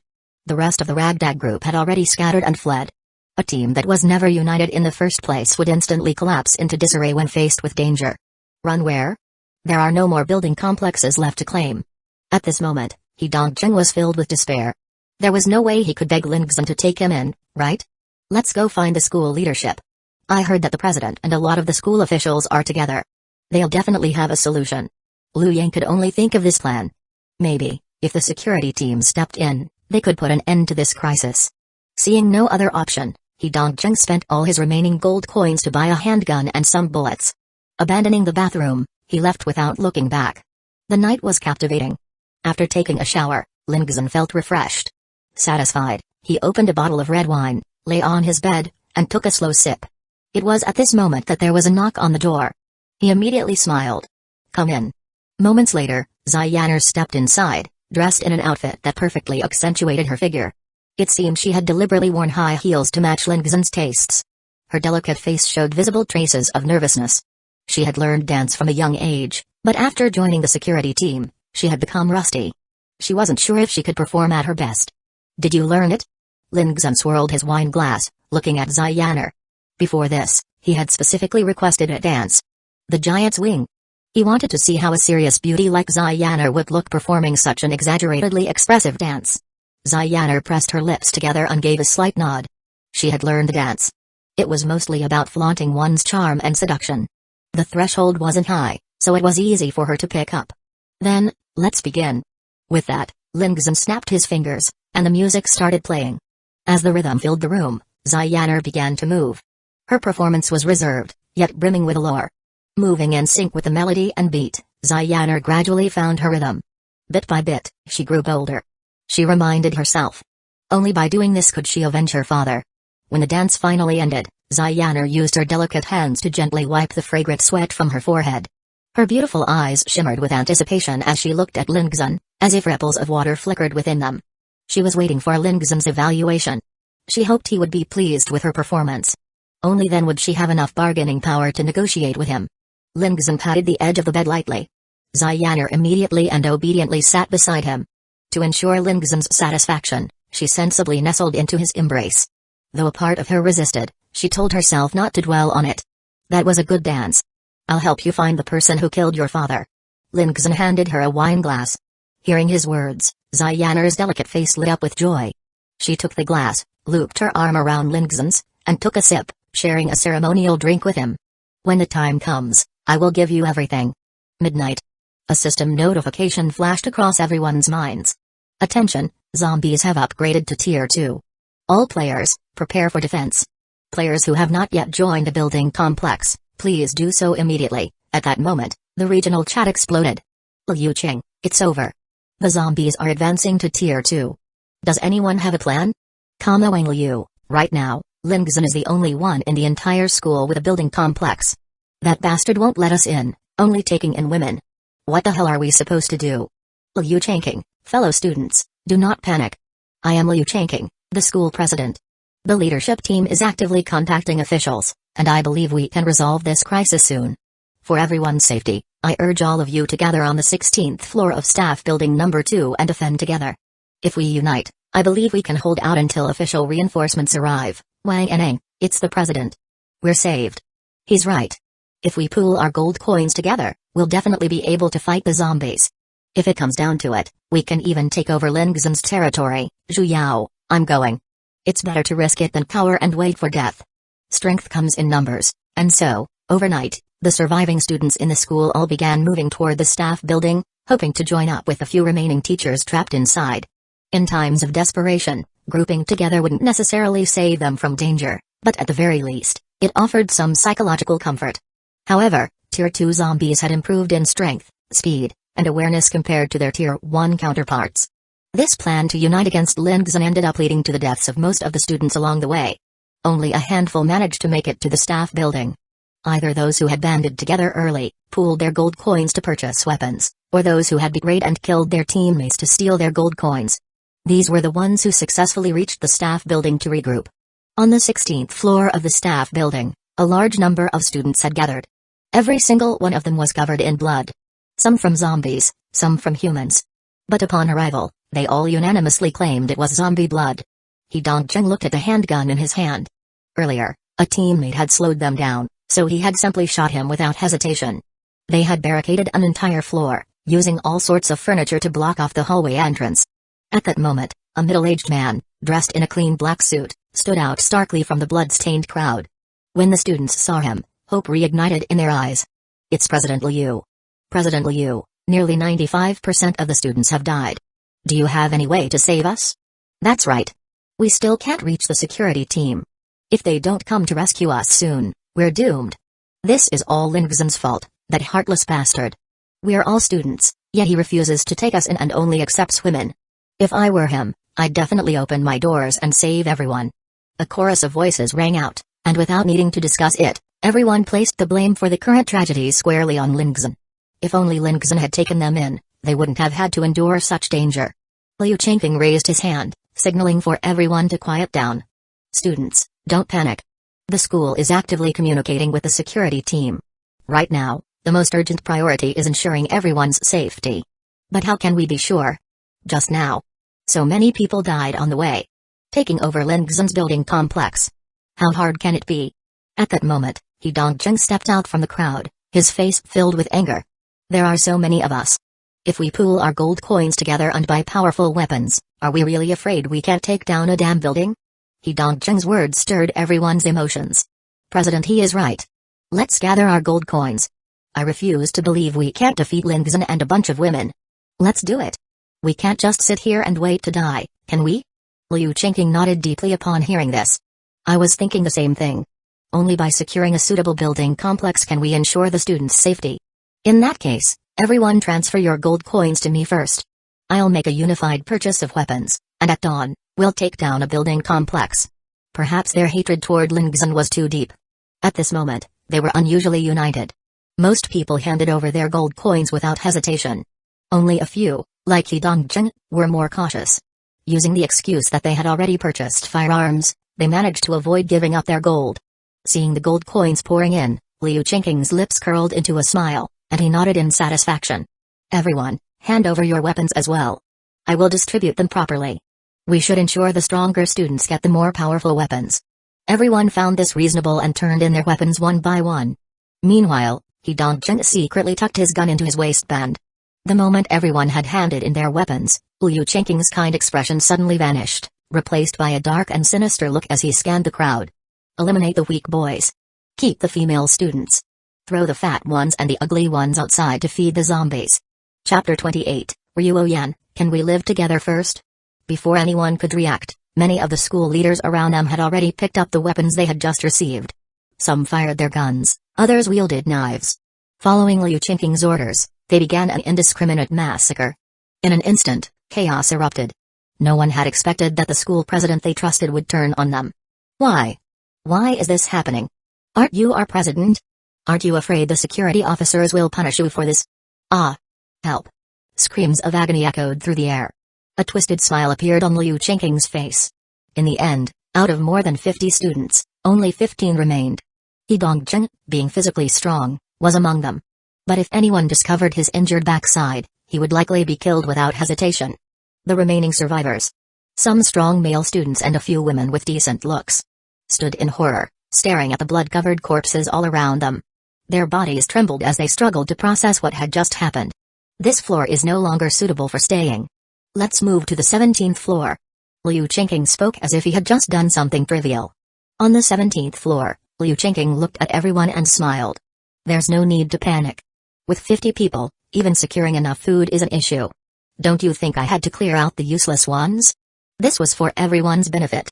He Dongzheng was the first to step forward in agreement. President Liu is right. Rather than starving together in the end, it's better for the weak to be sacrificed first. The president is doing this for our good. Liu Yang quickly echoed, yes, yes. The president is doing this for our good. Liu Qingqing nodded in satisfaction at their cooperation. There's no need to worry. I won't harm you, as long as you follow orders. In the end, I will ensure everyone's safety. You two will be responsible for keeping them in check. If anyone dares to resist, kill them on the spot. Liu Qingqing looked at He Dongzheng and Liu Yang as he gave the command. He Dongzheng immediately nodded in agreement. He understood that even though he and Liu Yang had been put in charge, there would definitely be people secretly watching them as well. Send those 2 blonde girls to my room. Lock up the rest. Boys and girls separately. As he spoke, Liu Qingqing glanced at the vice presidents beside him. If you all want to have some fun, pick 2 for yourselves. With that, he headed into his room, finally unleashing the wild desires he had suppressed for so long. The other vice presidents' faces immediately twisted with greed. But there were only 2 girls left, and they didn't know how to split them. In the end, they all went into one room together, fighting over them in a chaotic frenzy. The next morning, the first floor of Noah's Ark was particularly lively. At that moment, many attractive female students stood in the lobby, dressed in various seductive outfits, waiting for their interview. The one conducting the interviews was not Lingzhen, but Ryuo Yan. As Lingzhen's assistant, Ryuo Yan knew that he was extremely busy managing everything, so she took on the task of selecting women to enter Noah's Ark for him. On one hand, recruiting beautiful women into Noah's Ark provided experience points for the base. On the other hand, it also fulfilled some of Lingzhen's personal needs. With the continuous recruitment over the past few days, Noah's Ark now housed 32 women. Most of them were students who had majored in flight attendant training, dance, and similar fields before the apocalypse. Whether in terms of figure or looks, they were top tier. Though they still fell short compared to Ryuo Yan, Luo Menyu, Luo Mengxu, Lu Qinglai, and Anran, they were undoubtedly goddess tier. Back in the past, they had plenty of simps chasing after them. Of course, the most important selection criterion was that they had to be pure. This alone disqualified the majority of applicants. Meanwhile, Campus Belle Mencken had been diligently following Lingzhen's instructions over the past few days, focusing on improving her flexibility. She often practiced moves like splits and high kicks in her room. Lingzhen had told her that she shouldn't support herself against the wall because it wasn't stimulating enough. She didn't quite understand why that would make a difference, but she obediently followed his instructions. As she trained her flexibility, she also found herself both anxious and expectant for the night to come. According to her agreement with Lingzhen, tomorrow night marked the end of her buffer period. During lunch, as the number of residents increased, the cafeteria grew even livelier. Many of the newly recruited women chatted among themselves, hoping to make friends or find common ground through conversation. Since most of them were originally students at this school, their initial nervousness quickly faded as they grew comfortable with each other. I heard that this afternoon, we'll have to gather in swimwear for Lingzhen, the owner of the building complex, to admire. Is that true? It's definitely true. Don't you know? If you don't participate, you'll be forcibly kicked out of this building. That's the rule here. But it feels kind of embarrassing. Some were worried, while others were eager. They hoped that by standing out during the showcase, they could earn Lingzhen's favor and be valued more. However, the moment they saw Mencken, Ryuo Yan, Luo Mengxu, Luo Menyu, Lu Qinglai, Anran, and Ziyanar enter, they immediately felt as if they had been completely overshadowed. They had always believed themselves to be the cream of the crop among women. In the past, with countless simps fawning over them, their egos had inflated, and they had viewed themselves as superior. But now, in this building complex, their so-called radiance seemed utterly insignificant. Mencken, I heard Lingzhen is coming for you tomorrow night. Are you really going to? At the dining table, Luo Menyu, dressed in a pink JK uniform, playfully teased Mencken. The other women all leaned in with gossip-filled gazes, eager to know the truth. They knew that sooner or later, they would have to walk the same path, so they mentally prepared themselves. Mencken's face instantly turned red. Don't talk nonsense. There's nothing like that. However, upon seeing her flustered expression, the women immediately knew. It was true. To think that our school's campus Belle, who was once chased by countless admirers, actually knows how to be shy. Anran chuckled lightly. As someone who had attended the school and once ranked second on the campus Belle list, she knew very well. No matter how many second-generation rich kids had pursued Mencken before, she had always ignored them completely. She had never shown this kind of embarrassed expression before. In truth, Megan found herself confused by her own emotions as well. If it was simply the threat of death, that wasn't enough to explain it. More than anything, it was because Lingzhen hadn't forced her. Instead, he had slowly, step by step, made her fully understand her current situation. And, for some reason, she actually found herself enjoying the feeling of tearing off her cold and aloof mask, showing a different side of herself to only one person. That feeling was inexplicably thrilling. Enough about me. Speaking of which, didn't your little uncle visit yesterday, Mangekyō? What happened in the end? Megan quickly changed the subject. Oh, Mangekyō replied, I already promised Lingzhen that I'd stay here. I won't go back on my word. And Lingzhen also promised Mangekyō and me that if the opportunity arises, he'll take us home.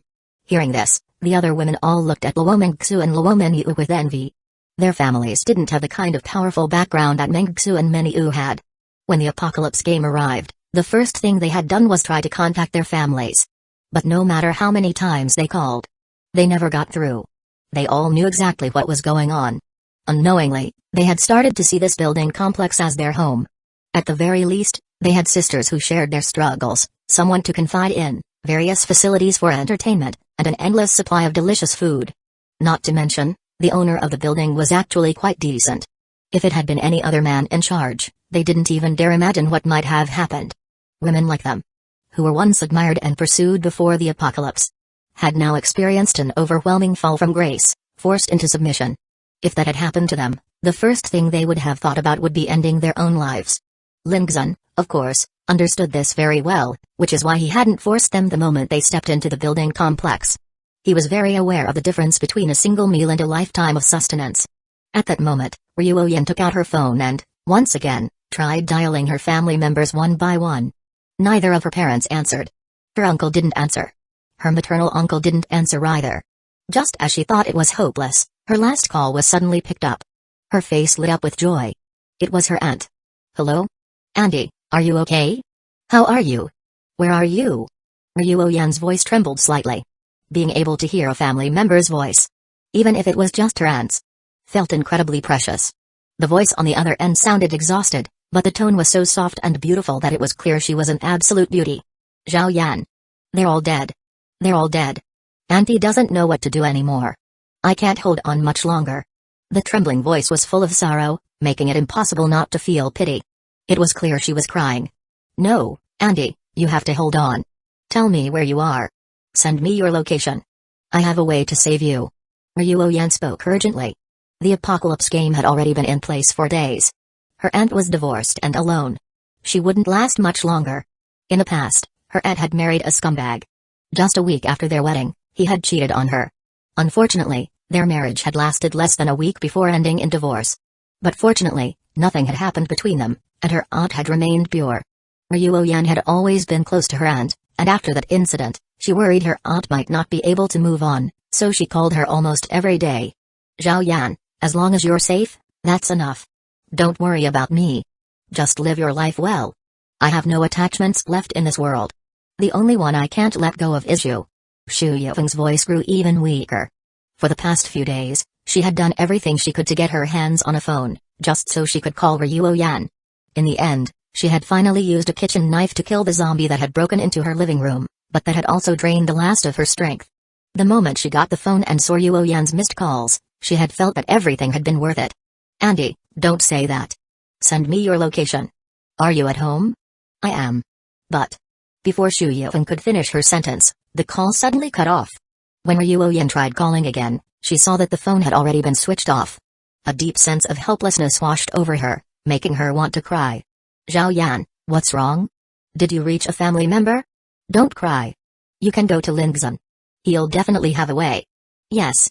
My sister and I were trapped in the sports arena before, and it was Lingzhen who saved us.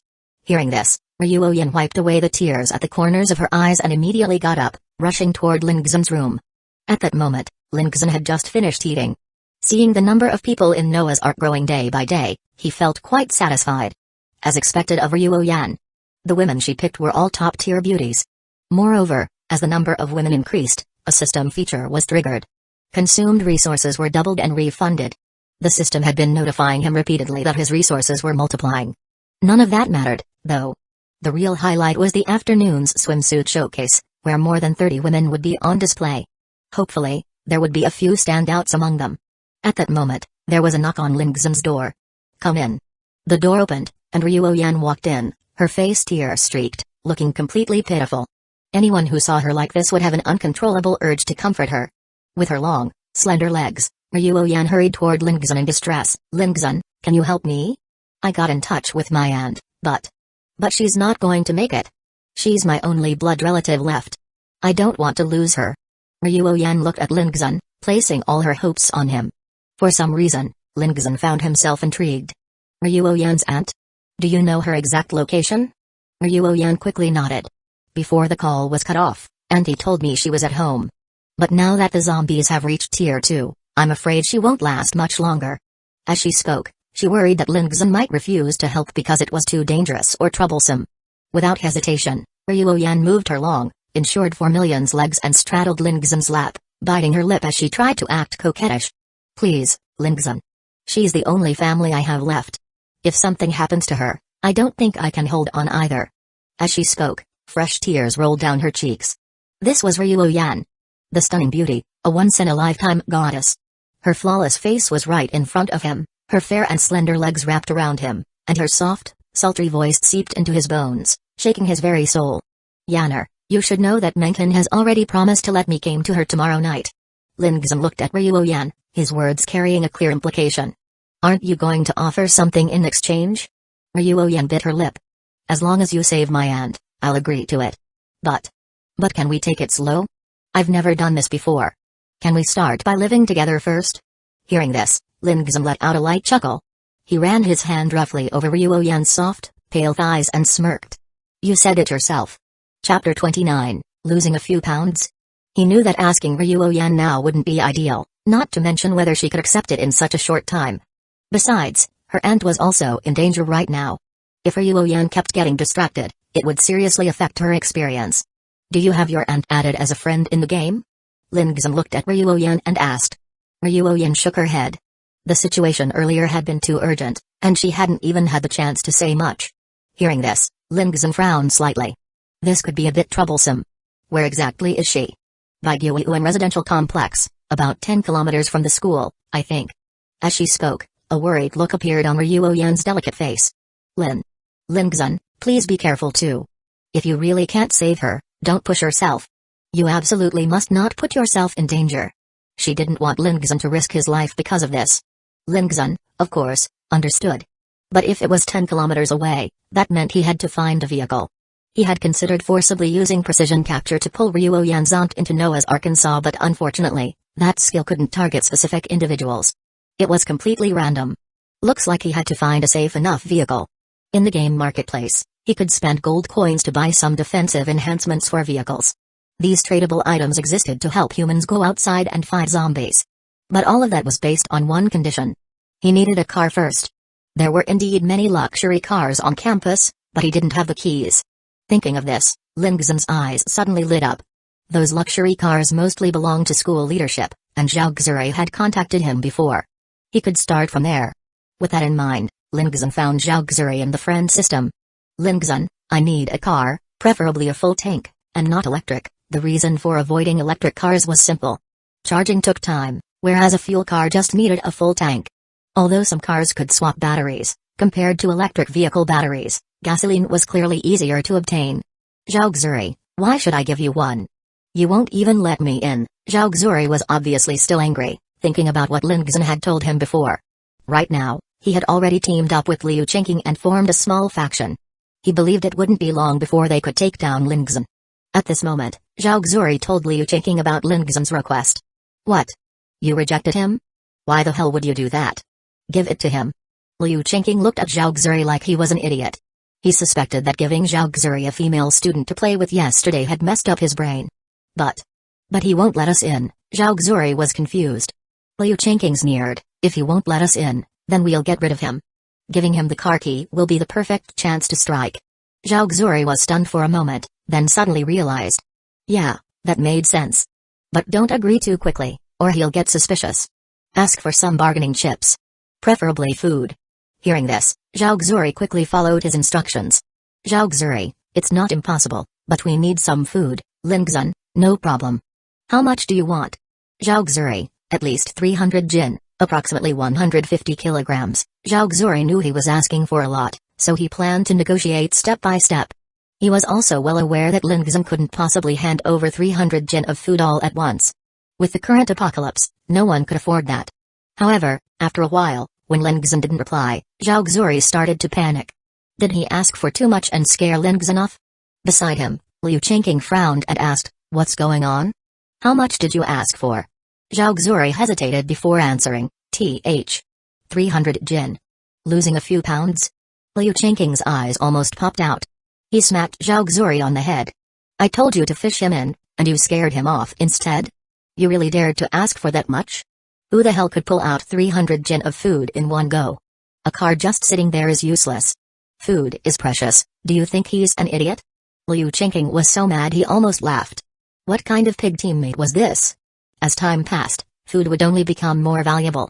Right now, even a bag of biscuits in the marketplace cost 50 gold coins. And to get 50 gold coins, you had to risk your life killing a level 2 zombie. 300 jin of food. Who knew how many coins that was worth? Liu Changqing didn't even dare to think about it. Zhaozuri quickly cried, "I didn't think this through. I just thought haggling was part of doing business. How was I supposed to know he wouldn't even negotiate and just run?" Just as he was drowning in regret, Lingzhen's message suddenly popped up. "Lingzhen, 300 jin? Deal. But I need the car right now. Get it ready. We'll trade at the entrance of cafeteria number 1. Seeing the message, Zhaozuri was completely stunned. He even thought he was seeing things. 300 jin. Lingzhen actually agreed? Looking at Liu Changqing, who was still cursing at him, Zhaozuri quickly said, "Principal, stop yelling." Lingzhen actually agreed. Liu Changqing froze. "What did you say?" He agreed? He was dumbfounded for a second, then suddenly sneered as if he had figured something out. "You really believe he can pull out that much food?" Zhaozuri hesitated. "You mean Lingzhen is trying to trick us? No way, I have to make him prove it." "Zhaozuri, who are you trying to fool? Do you really have 300 jin of food?"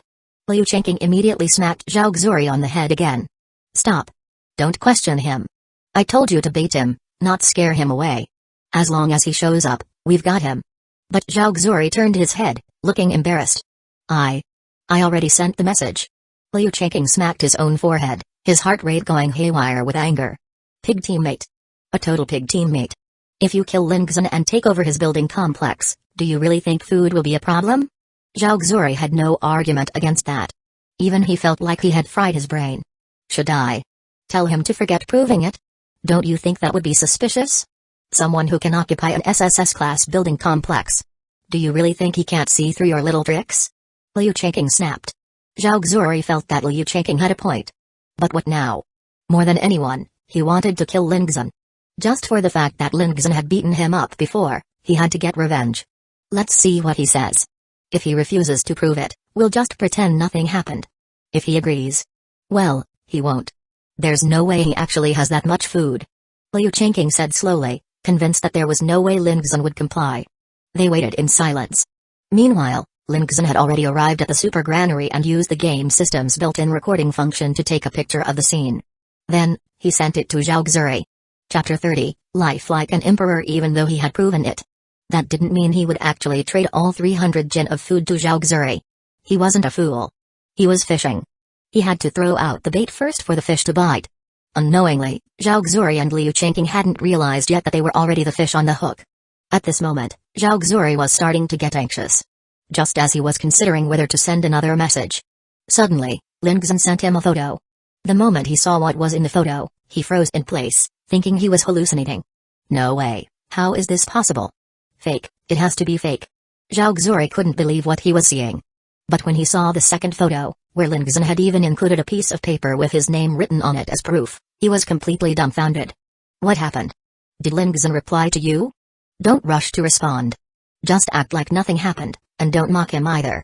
Seeing Zhaozuri's odd expression, Liu Changqing quickly spoke up. Zhaozuri was still in shock, his eyes blank as he forwarded the photo Lingzhen had sent him to Liu Changqing. After seeing the photo, Liu Changqing swallowed back the words he was just about to say. Replaced by a face full of shock. This is impossible. This doesn't make any sense. Then, Liu Changqing's shock turned into jealousy.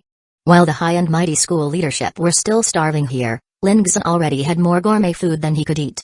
Whether it was vegetables, fruits, or meat, Lingzhen had everything. He felt unbalanced. I have to take it all back. That stuff belongs to me. Liu Qing's expression began to twist. As long as he could seize that building complex, whether it was food or women, he could have it all. He'd be living like an emperor. Agree to it. Zhao Xuri's eyes had turned greedy as well, and he quickly agreed to the trade with Lingzhen. After both parties confirmed, they scheduled the trade for 4 p.m. that afternoon. The location was set at the school's #1 cafeteria. After finding out that Lingzhen had endless food and many women, Liu Qingqing decided to go all in with all their gold coins to buy every weapon in the marketplace that could be used against Lingzhen, aiming to take him down in one swift move. At that moment, inside Noah's Arkansas naturally, Lingzhen was also making preparations. He was aware of Zhao Xuri and Liu Qingqing rallying a bunch of students in the regional channel to go after him. So he started shopping in the trading marketplace. There were 2 kinds of trading markets. One was the free trade market, where players could buy and sell among themselves, with prices set by players and adjusted by the market. The other was the official in-game marketplace. Items there were generally overpriced, but many of them couldn't be found in the free market. Now that the zombies had entered the second stage, the system also unlocked the second stage items. There were level 2 weapons. Blades, spears, swords, and halberds. All available. These were deadly against level 2 zombies compared to regular weapons. Prices were around 10,000 gold coins. There were also level 2 firearms, but not only did you have to buy the level 2 guns, you also had to purchase level 2 bullets separately. Pretty wasteful in terms of gold coins. Lingzhen could just use allocation points to upgrade the armory inside Noah's Ark to level 2, allowing him to use level 2 weapons for free. Then came the most important part, level 2 defense gear. This armor could not only withstand bites from level 2 zombies, but also resist shots from level 2 weapons. It could take 10 hits. If it was against level 1 weapons, it could take 50 hits. Normal firearms wouldn't even scratch it. After reading the description, Lingzhen couldn't help but sigh. Times had changed. This apocalypse game was reshaping the structure of the entire world. Once lethal conventional firearms were now useless in front of level 2 armor. The armor cost a whopping 10,000 gold coins. And the helmet? 15,000. Also single use. Once damaged, it couldn't be repaired. That was way too expensive. But when Lingzhen saw that it had already sold 271 sets, he couldn't help but take a sharp breath. Looks like quite a few people had already taken off in this apocalypse game. Some may have happened to own a supermarket, while others probably killed the owner and took over, selling everything inside. Either way, there would always be lucky ones who soared in this game. With a big wave of his hand, Lingzhen spent 25,000 gold coins to buy a full set of level 2 defense gear. Now fully armed, he didn't believe Zhao Xuri and Liu Qingqing could do anything to him. At the same time, he used 2 allocation points to upgrade the armory in Noah's Ark to a level 2 armory. All the weapons displayed inside were now level 2. With that kind of backup, he finally felt at ease. He reassured Ryuoyan next to him, "Don't worry. I've already figured out a way to save your aunt." Ryuoyan's face lit up, "Really?" Lingzhen nodded, then glanced at the time. "We've got 2 hours. Let's go check out the women you picked today." He hadn't forgotten there was a big swimsuit show waiting for her this afternoon. Although Ryuoyan was still worried inside, since Lingzhen had promised her, he surely wouldn't lie. So she obediently followed him. Runway. As Lingzhen was watching, he brought along Ryuoyan, Mangekyō, Unran, Lu Qinglai, the twin sisters, and Ziyaner. The girls didn't understand Lingzhen's intention. Why would he bring them to something like this? The moment they arrived, they were reminded of those embarrassing moments when they had once performed for Lingzhen. "Mangekyō, you know dance. If you see someone with a good figure and posture, take them to the dance studio later to train. Yaner, you used to be in the security squad. If you spot someone you like, have them do tactical training with you. They might come in handy when you're helping your dad get revenge. Unran and Meniu, you two go for the pure and cute styles. One's innocent, the other's the adorable Lily type. If you spot someone with that vibe, develop them, from clothes to voice. Qinglai, you, Ryuoyan, and Mangekyō too. If you see someone you like, bring them along and go for the mature and elegant style." Lingzhen looked at the girls behind him and gave instructions. His plan was to have each of them find a style that suited them, and then focus on developing in that direction. If it was the cute type, Lingzhen intended to have them wear maid outfits in the future, working on a designated floor. If they were dance students, he'd have them wear bunny girl outfits on the first floor. This kind of tiered arrangement would also make management easier and prevent internal chaos. The girls exchanged glances. Though they didn't quite understand, they seemed to get a general sense of Lingzhen's intentions, so they agreed. Soon, the runway show officially began. The 30-some new additions to Noah's Ark were doing everything they could to show off their strengths, hoping to catch even a bit of Lingzhen's attention. At the same time, the girls by Lingzhen's side began to feel a slight sense of threat. Originally, Lingzhen's focus was entirely on them. But now, a whole batch of beautiful young students had joined. Would Lingzhen's heart be swayed? Seeming to sense this possibility, the campus belle Mangekyō obediently walked behind Lingzhen. Then stretched out her slender, fair hand and gently began massaging his shoulders. Next to her, Ryuoyan wasn't willing to fall behind either. She stepped forward with her long, fair, shapely legs and knelt lightly in front of Lingzhen, massaging his legs. And so, whether it was Ziyaner or Lu Qinglai, they all followed suit. To the point where there was barely any space left around Lingzhen. Then, when a woman with curves in all the right places yet still a slim waist walked onto the runway, Lingzhen was instantly stunned. He subconsciously glanced at the girls around him for comparison. The girls, seeing his gaze, instinctively straightened up, not wanting to lose. "Let me take this one," Mangekyō spoke up first. Lingzhen nodded. That kind of figure was indeed worth refining further in terms of physique. The woman on stage noticed Lingzhen's eyes locked onto her and couldn't help but feel excited inside. So she tried her best to show off her strengths, hoping to get Lingzhen's attention. The opening woman had definitely caught his eye. But what Lingzhen didn't expect was that every woman that followed tried their best to highlight their own strengths. The cute ones played out their cuteness to the extreme. Some even added accessories to further accentuate their uniqueness. Or maybe. In any case, the more Lingzhen watched, the more he realized just how dull his life had been before. Even the breathtaking beauties beside him were dumbfounded. They hadn't expected there to be so many ways to attract a man's attention. Though they had better all-around qualities than those women, clearly, they couldn't match them in terms of creativity. Looked like they'd need to study up on that kind of thing once they got back. Especially Ziyaner. She still hoped Lingzhen would help her avenge her father. So she had to study even harder. It wasn't until the runway show ended that Lingzhen finally downed his last sip of wine with satisfaction and let out a hearty sigh. Now this was life like an emperor. As for scoring, he didn't plan to rate each one individually. Only girls like Ryuoyan who were SSS tier would get rated. Otherwise, once the number of women in Noah's Ark reached a certain level, he'd never be able to keep up. You all take the ones you've chosen and assign them to rooms accordingly. Split them up on different floors based on their styles. I've got something else to do. Have it all sorted by the time I'm back. Lingzhen stood up and said calmly. Just as he was about to leave, Ryuoyan reached out her small hand and gently tugged at him. Chapter 31, Cooperation with Ziyaner. Can I go with you? Lingzhen chuckled softly at that. Just leave it to me. Then he walked off without looking back. Watching Lingzhen's departing figure, Ryuoyan felt a pang of sadness.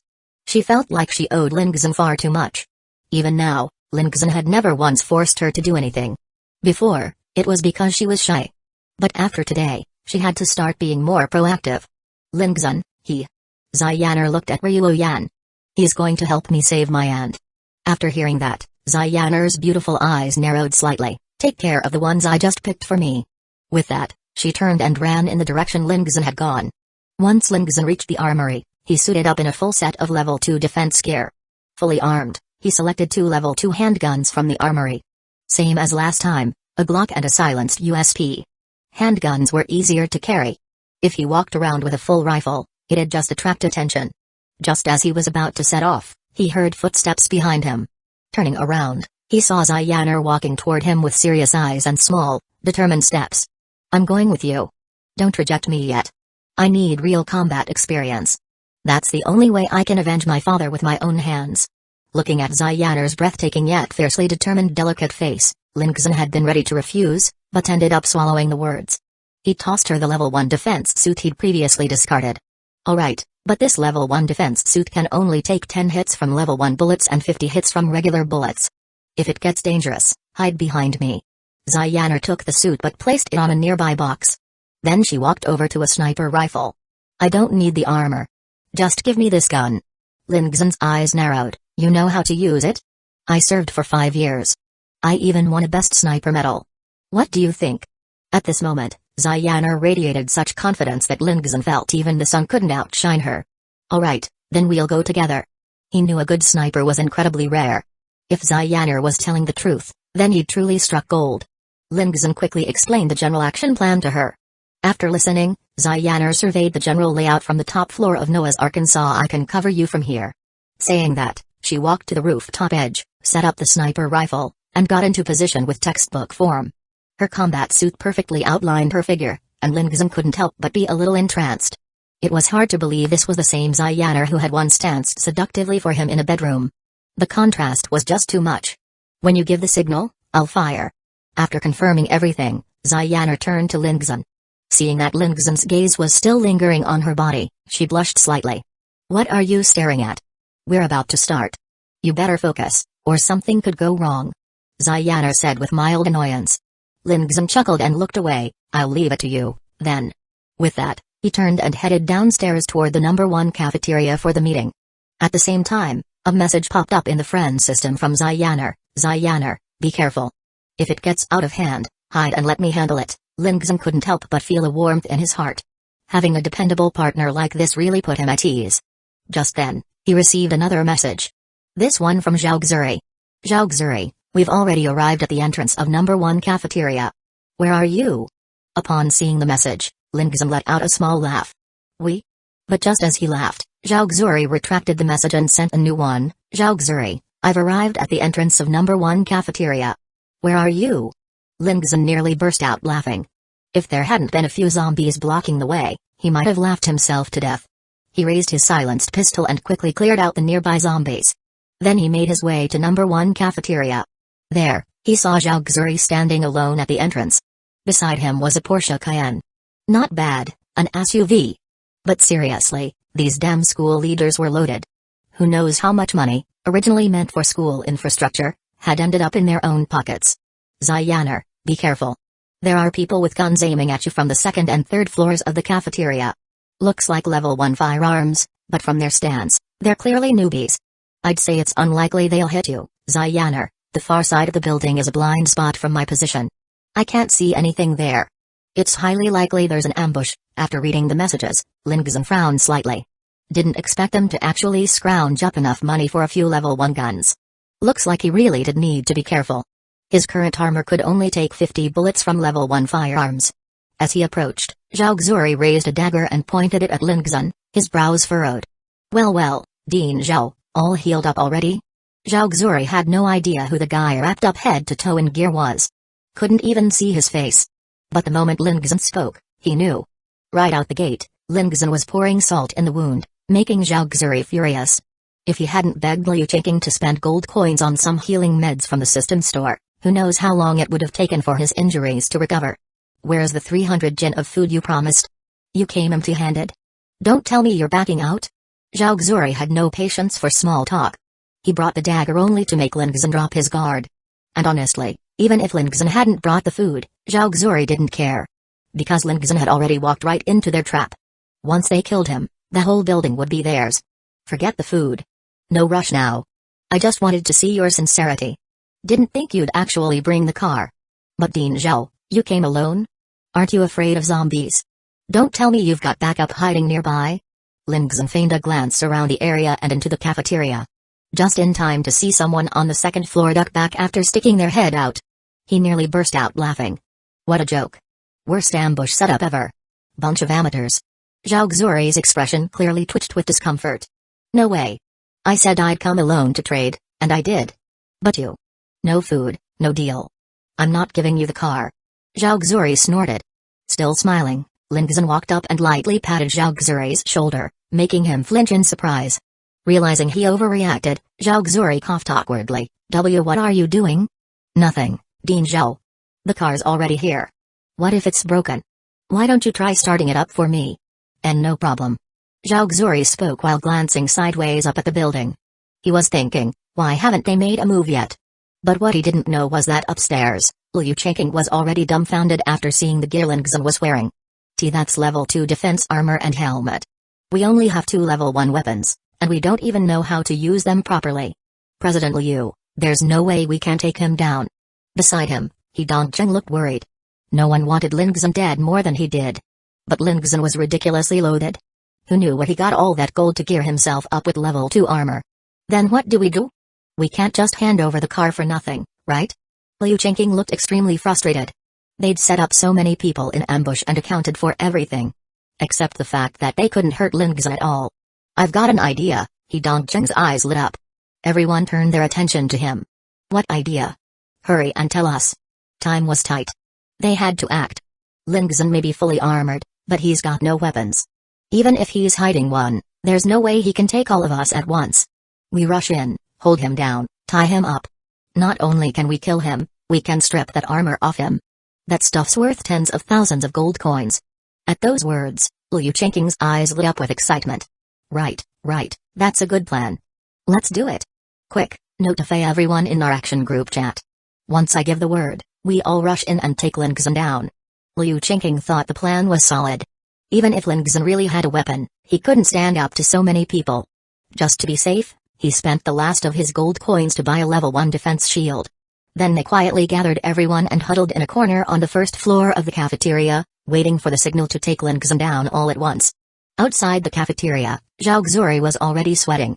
He sat in the driver's seat, started the car, and drove it forward a few meters before stopping again. Why haven't they made a move yet? If they waited any longer, Lingzhen might drive off with the car.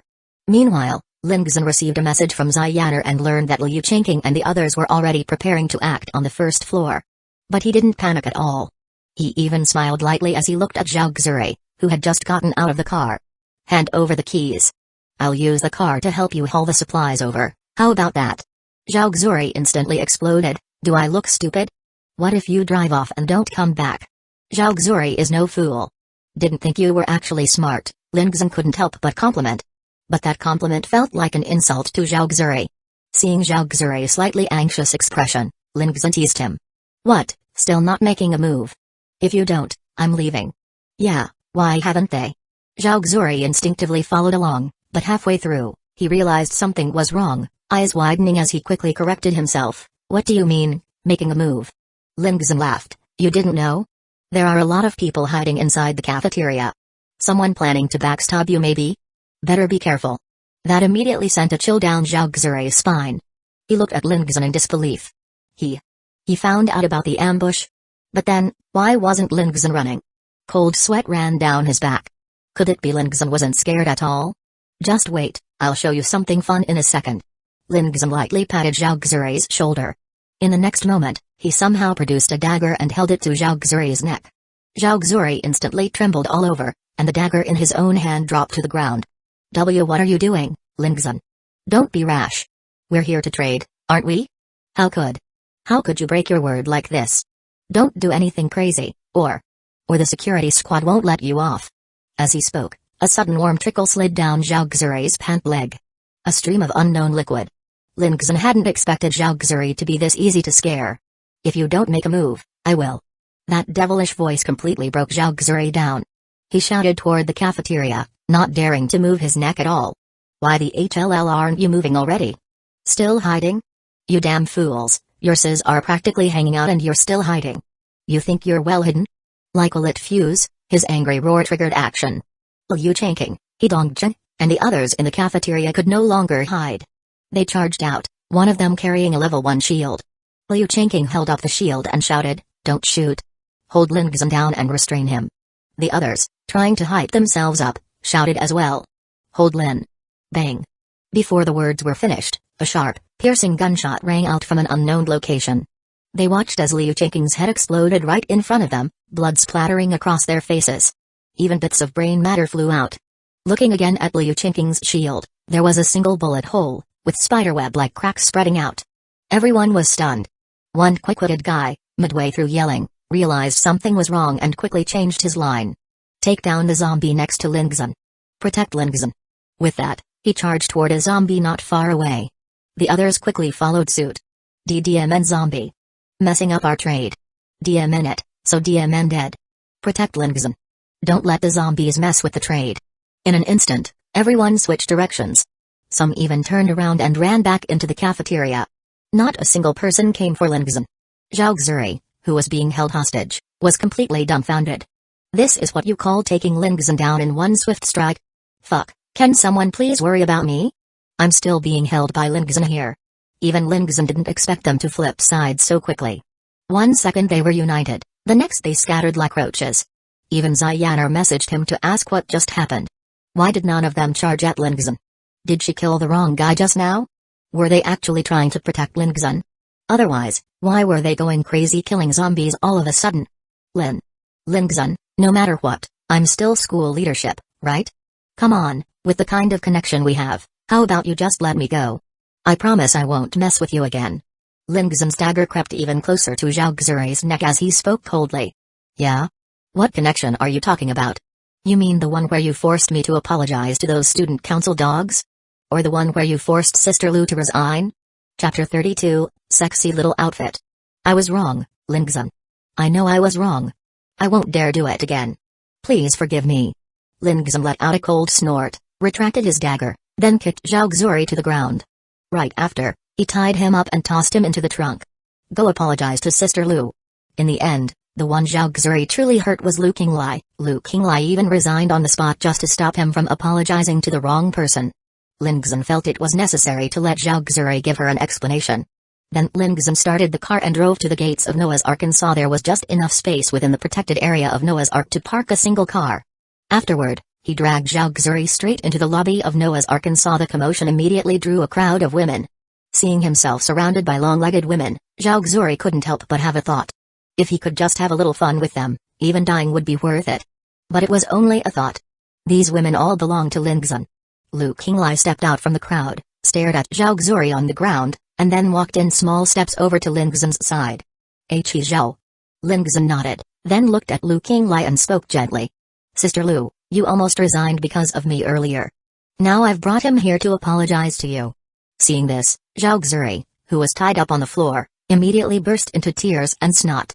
Teacher Lu, I was wrong before. Hit me, scold me, I'll do anything as long as you can forgive me. At least right now, his life or death was in Lu Qinglai's hands, not Lingzhen's. Women were usually soft-hearted, which meant he still had a shot at survival. Lu Qinglai's gaze shifted from being gentle while looking at Lingzhen to cold as she stared at Zhao Xue. Anything? Stared at directly by her beautiful eyes, Zhao Xue suddenly had a bad feeling. But after thinking about it, he still nodded. What could a woman possibly do to punish him? At most, yell a bit, maybe kick him a couple of times. He could take that. Then throw him out and feed him to the zombies. I don't want to see him again. Lu Qinglai's cold voice pronounced Zhao Xue's death sentence. Zhao Xue's eyes widened instantly, staring at Lu Qinglai in disbelief. He never imagined she would want him dead. Just like that. Why you can't do this? This is indirect murder. If I die, you'll be a killer. Lu Qinglai didn't look at him. She turned her gaze to the side. Lingzhen was also quite surprised. He hadn't expected Lu Qinglai to be so decisive. But he had to admit, he liked that kind of decisiveness. If Lu Qinglai had really let Zhao Xue go, he would have taken him out anyway. Drag him out and feed him to the zombies, Lingzhen said to two women nearby. Then, amid Zhao Xue's desperate screaming, he was thrown outside of Noah's Ark and torn apart by two zombies. After making the decision, a sheen of sweat appeared on Lu Qinglai's delicate face, and her body trembled slightly. I don't think I was wrong, Lingzhen. This is the true apocalypse. If I let your enemy go, it would only bring you more trouble. Besides, even before the apocalypse, he treated you like that. If this world hadn't gone to hell, no one would have stood up for you. I think he deserved to die. Lu Qinglai gently grabbed Lingzhen's hand, unconsciously gripping it tighter. Her words seemed meant for Lingzhen, but in truth, they were meant to comfort herself. Lingzhen gently pulled her into his arms and whispered into her ear. Sister Lu, you still care about me this much? That one sentence completely soothed Lu Qinglai's uneasiness, and she revealed a stunning smile. Seems like you're the only one who can care about me now. Lingzhen softly brushed her silky black hair, then how about we find a night, and let me comfort you for a change, Sister Lu? Feeling the warmth at her ear, Lu Qinglai's delicate face turned bright red in an instant. She quickly wriggled out of Lingzhen's arms. Why you? Saying that, she turned and ran off, blushing furiously. Watching her retreating figure, Lingzhen chuckled. Compared to the stern Lu Qinglai from class, he liked this version of her better. One who let down her guard and acted a bit shy and cute. He believed it wouldn't be long before Sister Lu would stop caring about their teacher-student relationship and be willing to go further with him. Just then, a system announcement rang out to all players. The regional auction will begin in 6 hours. Rare epic grade items will be up for bidding. Players, please prepare accordingly. Regional auction entry ticket, 100 gold coins. The world auction will begin in 30 hours. Legendary epic grade items will be available. Players, please prepare accordingly. World auction entry ticket, 500 gold coins. Upon seeing the message, Lingzhen's eyes narrowed.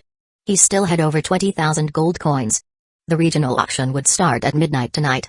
Looked like he needed to gather a bit more gold just in case. But before that, he had to go rescue Ryuoyan's aunt.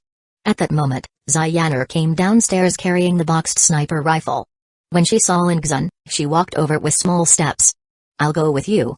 She knew Lingzhen was about to go save Ryuoyan's aunt. Lingzhen agreed immediately. Ziyaner's combat skills would definitely come in handy against zombies. Then Lingzhen and Ziyaner went to exchange the sniper rifle for a silenced submachine gun and rifle. Each of them carried one MP5 SD submachine gun and one A1 silenced rifle. The suppressors could effectively prevent loud noises from attracting hordes of zombies. After that, they left Noah's Ark, and Lingzhen opened the in-game marketplace to take a look. To deal with level 2 zombies, he needed to upgrade the Porsche. Otherwise it'd be too easy to wreck it. There were a lot of upgrade options available for the vehicle. After some thought, Lingzhen decided to add only one path-clearing module and upgrade all parts of the vehicle to level 2. He spent 15,000 gold coins. A normal car required 5,000 gold to reach level 1, and 10,000 more to get to level 2. The last component, a level 2 path-clearing module, cost him 3,000 gold coins. After the upgrades and modifications, the car felt like it was surrounded by an invisible shield. It could easily smash through level 2 zombies and wouldn't get stuck due to overwhelming numbers. Before departure, Ryuoyan came running out of Noah's Ark, followed by Rukongai, Mangekyō, and the others. "Lingzhen, if you can't save her, don't force yourself. I don't want you to get hurt too." Ryuoyan threw herself into Lingzhen's arms, eyes brimming with tears. The other girls also nodded one after another, concern written all over their delicate faces. Lingzhen chuckled, "It's not a big deal. You're making it sound like a life and death farewell." Then he leaned in close to Ryuoyan's ear and whispered, "If you really feel that guilty, how about tonight, you and Mangekyō wait for me in the room?" That made Ryuoyan's little face turn bright red, and she wished she could dig a hole and bury herself in it. "You better not get hurt," Zhaokin said she. "She even prepared a super sexy outfit just for you." Chapter 33, Sexy Aunt. Ryuoyan's voice was as soft as a mosquito. Lingzhen gave Mangekyō a mysterious smile, silently catching her meaning. Then he patted Ryuoyan on the head and gave her a kiss on the forehead. After that, he got in the car with Ziyaner. Ziyaner was the one driving, since she used to go out on missions a lot when she was with the security team. As for Lingzhen, he had just gotten his license but had never actually driven on the road. With Ziyaner driving, he felt at ease. The car sped off, crashing straight through the school gates. It only hit 7 or 8 zombies before it was covered in black blood. Fortunately, the upgraded windshield wipers were much stronger and had improved cleaning power. So it didn't affect visibility. Ziyaner looked at the ruins, at the city crawling with the walking dead, a trace of days flickering in her beautiful eyes. It's only been 4 or 5 days. And it's already like this. She could hardly see a single living person. And even if she did, that person would quickly be tackled to the ground and torn apart by zombies, blood and flesh flying. Scenes this brutal and disgusting made even someone as mentally strong as her feel a bit nauseous. Lingzhen also looked out the window. This world really had changed. And this was only the beginning. "My phone's lost its GPS. You know where the target location is, right?" Lingzhen glanced at his phone and instinctively tapped it against the door frame. "Of course. There's nowhere in Magic Capital I don't know." She had spent years going on missions outside. She had already memorized the entire city layout like the back of her hand. Hearing that, Lingzhen relaxed. He opened his phone again and immediately frowned. Great. Now not only was GPS gone, but there was no signal either. Who knew if the authorities would ever repair the signal towers and restore communications? But thinking about it, maybe it didn't matter anymore. After all, with the in-game friend system, chatting only took a single thought. Even the official teams had created organized groups within each zone system. It's just that manpower was severely lacking. In the entire Magic Capital, they had only barely managed to set up 3 official shelters. They couldn't even rescue people fast enough. As for expecting survivors to find the officials on their own, that was even more impossible. With level 2 zombies roaming around, if you didn't have a level 2 vehicle like his, you had no way of moving safely through the streets. Half an hour later, the car arrived at Country Garden. The front gate had already been smashed to pieces by all kinds of vehicles. Around it were a few scrapped cars and some level 2 zombies with not a single intact part left on their bodies. Ziyaner parked under Building 3. The 2 of them, fully geared, got out of the car. Back to back, they took out the zombies that had been drawn in by the car's noise. Seeing more zombies gathering from a distance, Lingzhen turned to Ziyaner. "We gotta move fast. If these zombies scatter and hide, it'll be a pain. Ziyaner nodded, grabbed 4 spare magazines from the car, and headed toward Unit 1. Lingzhen followed closely, clearing out the zombies tailing them. Ryuoyan's aunt, Shuyuan, lived on the 4th floor. Not a high level. What worried him was whether she could hold out. Based on what Ryuoyan had said, Shuyuan seemed like she was already close to her limit. Outside Unit 402. Lingzhen stepped forward and knocked on the door. But there was no response. No response. Break it down. Ziyaner aimed directly at the lock and fired off dozens of rounds in rapid succession. Once the lock broke, both of them entered cautiously with guns raised. As soon as they walked in, Lingzhen saw a beautiful, elegant woman around 27 or 28, lying in a bloody mess at the door in her pajamas. She was still holding a phone in her hand, and there was a charger plugged into a nearby wall outlet. Lingzhen could roughly guess what had happened. He quickly crouched down and placed his fingers under her nose. Feeling a faint breath, he finally let out a sigh of relief. Good, she's still alive. Probably passed out from hunger. Help her up. I'll feed her something. Lingzhen pulled a bottle of purified water and some compressed biscuits from the tactical backpack on his back. Once Ziyaner propped her up a little, he gave Shuyuan a bit of water first. Then he crushed up the biscuits and slowly fed them to her mixed with water. Cough, cough. Shuyuan choked a little and slowly opened her eyes in a daze. Tasting food for the first time in so long, it felt like a blessing from heaven. She swallowed it down eagerly. When she saw who was in front of her, Shuyuan could hardly believe she was actually being rescued. Are you with the authorities? She figured only official personnel would came to save her. Lingzhen shook his head. Looking at the pale yet stunning and graceful face in front of him, he couldn't help but space out a little. Then he said, Ryuoyan sent us to save you. Don't talk yet. You're very weak. We'll get you out of here. Hearing that, Shuyuan's face slowly revealed a faint smile. It's Zhao Yan. She never thought she'd get to see Zhao Yan again. Then Ziyaner carried Shuyuan on her back, and Lingzhen cleared the path ahead as they made their way downstairs. But just as they were about to reach the ground floor, a loud banging sound suddenly echoed from below. Ziyaner's beautiful eyes froze, and she quickly looked over at Lingzhen. Lingzhen stepped out with his submachine gun and headed straight outside. When he got to the car, he saw a skinny middle-aged man holding a fire axe that was almost too heavy for him. He was fiercely smashing it against Lingzhen's freshly upgraded car. Lingzhen was instantly furious. I just got this car. And you're already wrecking it? He marched up and kicked the man hard to the ground. The middle-aged man was so thin he rolled 3 meters away. Give me food. I want the food inside. He kept pointing at the car, eyes filled with desperation and hunger. Lingzhen turned slightly and saw the snacks inside the car, then let out a cold snort and checked where the axe had struck. Thankfully, the level 2 vehicle's defense was strong. The axe hadn't even left a scratch. Then Lingzhen raised his gun and aimed it at the man's forehead. Without hesitation, he pulled the trigger. After taking care of him, Lingzhen opened the car door. Ziyaner froze for a second, then silently helped Shuyuan into the car. They drove off, heading straight back to Noah's Arkansas. Not long after Lingzhen left, a blood-stained Wuling Hongwang that had been parked near Building 3 slowly started up. It rolled forward toward the corpse on the ground. Chapter 34, Made Lilai. 2 middle-aged men in security uniforms got out of the car. Aren't you going to follow him? The one with black-rimmed glasses, a cigarette dangling from his mouth, asked in a low voice. The other man, who had a scruffy beard, took a tactical knife and tweezers from his tactical backpack. He then crouched down and carefully removed the bullet from the deceased's forehead. Tier 2 bullet. Whatever they're using is better than what we're issued. You sure you want to follow? The man with the black-rimmed glasses fell silent. Bag the bullet. It's got his fingerprints on it. Once we're back, see if we can trace him. The man with the glasses had no choice but to comply. Noah's Arkansas. Lingzhen and Ziyaner carried Shuyuan into Noah's Arkansas. Yuoyan, who had been waiting at the door the whole time, lit up with joy when she saw Shuyuan. Tears welled up as she ran over. Auntie, how is my aunt? Don't worry. She'll be fine after some rest, Lingzhen comforted. Back in the car, Shuyuan had fallen asleep after reading a little. It was best not to disturb her now. After carrying Shuyuan into the room, Ryuoyan insisted on staying by the bedside and skipped her meal. Lingzhen didn't say much. After all, Ryuoyan had just reunited with family. He understood. He and Ziyaner took off their protective suits and went to the cafeteria to eat.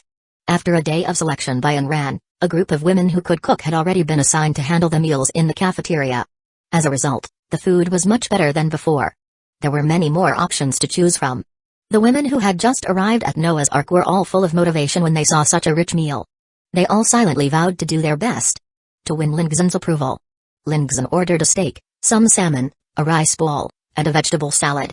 In this apocalypse without a medical system, it was best to eat healthy. Sure, the in-game marketplace had some healing meds. Even items that could instantly heal wounds. But if you caught a serious illness, never mind how many gold coins it'd take to buy a cure from the game store. Just the physical and mental torment alone would be unbearable. After a satisfying meal, Lingzhen was in a great mood. The second he finished eating, a cute lily in a maid outfit walked up to him, holding a handkerchief. Lingzhen master, let me wipe your mouth for you. Lingzhen paused, looking at the adorable girl, who seemed to be about 19, and that eye-catching maid outfit made him chuckle softly. Then he nodded in approval. With his permission, the little lily gently leaned in next to him. She dabbed the corners of his mouth with the handkerchief. Her movements soft and just the right amount of pressure. There was a faint rose fragrance on the handkerchief, clearly intentional. After wiping, Lingzhen looked at the maid lily and asked, "What's your name?" "Yanyan." "Yanyan." He repeated the name under his breath, savoring it. It sounded nice. "Wear this same outfit and come find me tomorrow night." Upon hearing that, a mix of surprise and nervousness washed over Yanyan's delicate face. Nervous. Because she had never been alone in a room with a man. Excited. Because she knew every woman in Noah's Ark was racking their brains trying to catch Lingzhen's attention. And now, she had been noticed. "Oh okay." Yanyan clutched the hem of her clothes nervously in front of her, looking very cute. She quickly cleaned up the plate, bowed slightly to Lingzhen, and trotted away. "Wait a second," Lingzhen called out before she got too far. Yanyan turned around, her heart skipping a beat. Wait, no way. Was Lingzhen taking it back? But then Lingzhen spoke again, and she let out a quiet sigh of relief. "Wear white thigh-highs tomorrow. Don't come bare-legged." "Got it." Yanyan will remember. Afterward, Lingzhen left the cafeteria, completely satisfied. If he remembered correctly, Anran was the one in charge of managing the cafeteria. Who would have thought that in just half a day, Anran could train up such a beautiful, stylish, and Lingzhen-approved lily for the cafeteria. Looked like she definitely deserved a reward sometime soon. Lingzhen then headed to the super granary. With the population growing, and women now bringing material consumption refund bonuses, the food reserves in the granary were increasing exponentially. Since he'd be attending the regional auction tonight, he figured it was time to sell off some supplies. After opening the free trade market, Lingzhen skimmed through the listings. Right now, a single pack of bread was selling for 20 gold coins. Water was a bit cheaper. 5 coins per bottle. When the apocalypse first hit, the water hadn't stopped yet, so lots of people had stocked up on tap water. Now that water supply had fully stopped, prices would only keep climbing. Fruits and meats were the most expensive. Because of how short their shelf lives were. Fresh fruit, in particular, was extremely rare now. But others might lack it. He didn't. The food in the super granary didn't expire. So he listed large quantities of fruit, meat, and some more popular instant ready-to-eat items. Bread X100 listed successfully. Unit price, 20 gold coins, apples X50 gin listed successfully. Price per gin, 30 gold coins, hairtail fish cans X100 listed successfully. Unit price, 30 gold coins, beef X50 gin listed successfully. Price per liang, 30 gold coins, compressed biscuits X100 listed successfully. Unit price, 20 gold coins, pork X100 listed. Magic Capital, Shelter Number 3, inside the Rescuer Squad office. Moshan and Zhao Xuking had just returned from a mission. Zhao Xuking adjusted his black-rimmed glasses and looked at the Tier 2 bullet bagged in his hand. He turned to Moshan and asked, "Captain Mo, are you sure about recruiting him? He killed someone right in front of us. Even if you're okay with it, the higher-ups definitely won't be." Moshan glanced at the list of survivors in his hand. "Does it matter? Expecting an ordinary person to rescue others in the apocalypse is unrealistic. He's not like us. He's not with the authorities." Truthfully, at first, Moshan was planning to report this up the chain and have the Purge Squad eliminate Lingzhen and seize his supplies. But then he put himself in Lingzhen's shoes. If it had been him, what would he have done? Would he give up the supplies he nearly died to gather? To help a stranger who was smashing his car door and trying to steal from him just a moment ago? He wouldn't. On the contrary, giving that person a quick death seemed like the best option. Zhao Xuking fell silent. He knew Moshan wasn't wrong. But they were the authorities. These were the rules they had set at the beginning of the apocalypse. Just then, the office door was suddenly kicked open. A burly man with thick lips and flaring nostrils, dressed in an oversized security uniform, walked in. On the epaulette on his shoulder, the words Rescuer Team 2 inches were clearly written. Chapter 35, 3-Day Deal with Menken Moshan, Are you seriously planning to break the rules? Moshan wasn't surprised by this man's appearance. As team captains, they had never gotten along. Even before the apocalypse. He suddenly regretted reporting the incident to the shelter the moment it happened. Moshan lit a cigarette and slowly stood up, staring directly at him. Kuanya, I've already reported this to the higher-ups. I've decided to recruit this person. If you want to cause trouble or report me, do whatever you want. Kuanya let out a cold laugh after hearing that. You sure about that? I'll go straight to the director. Bang. The door was slammed shut. Moshan knew exactly what Kuanya was going to do. But he didn't care. He trusted his own judgment. Not long after, the already wobbly door was knocked on. Come in. A woman with a stunning figure in a black tight-fitting uniform, her face cold and beautiful, walked in holding a report. It was Yanran, the leader of the resource division. Got good news for you. Yanran looked at Moshan calmly, the corners of her lips slightly lifted as she handed him the report. Moshan exhaled a puff of smoke, stepped forward, and took the report with a self-mocking smile. Let me guess, your good news is that Director Yang is taking away my position? But the moment he saw the listed supplies on the report, and the top right corner marked with purchased from Magic Capital Regional Trade Market, his eyes widened. All these supplies were sold by one person. Yanran nodded. Consider it good news. Weren't you just complaining about supply issues? Well, here's your solution. If we can contact this person and negotiate a bulk purchase, we could definitely bring the price down several points. That would ease the pressure on the shelter too.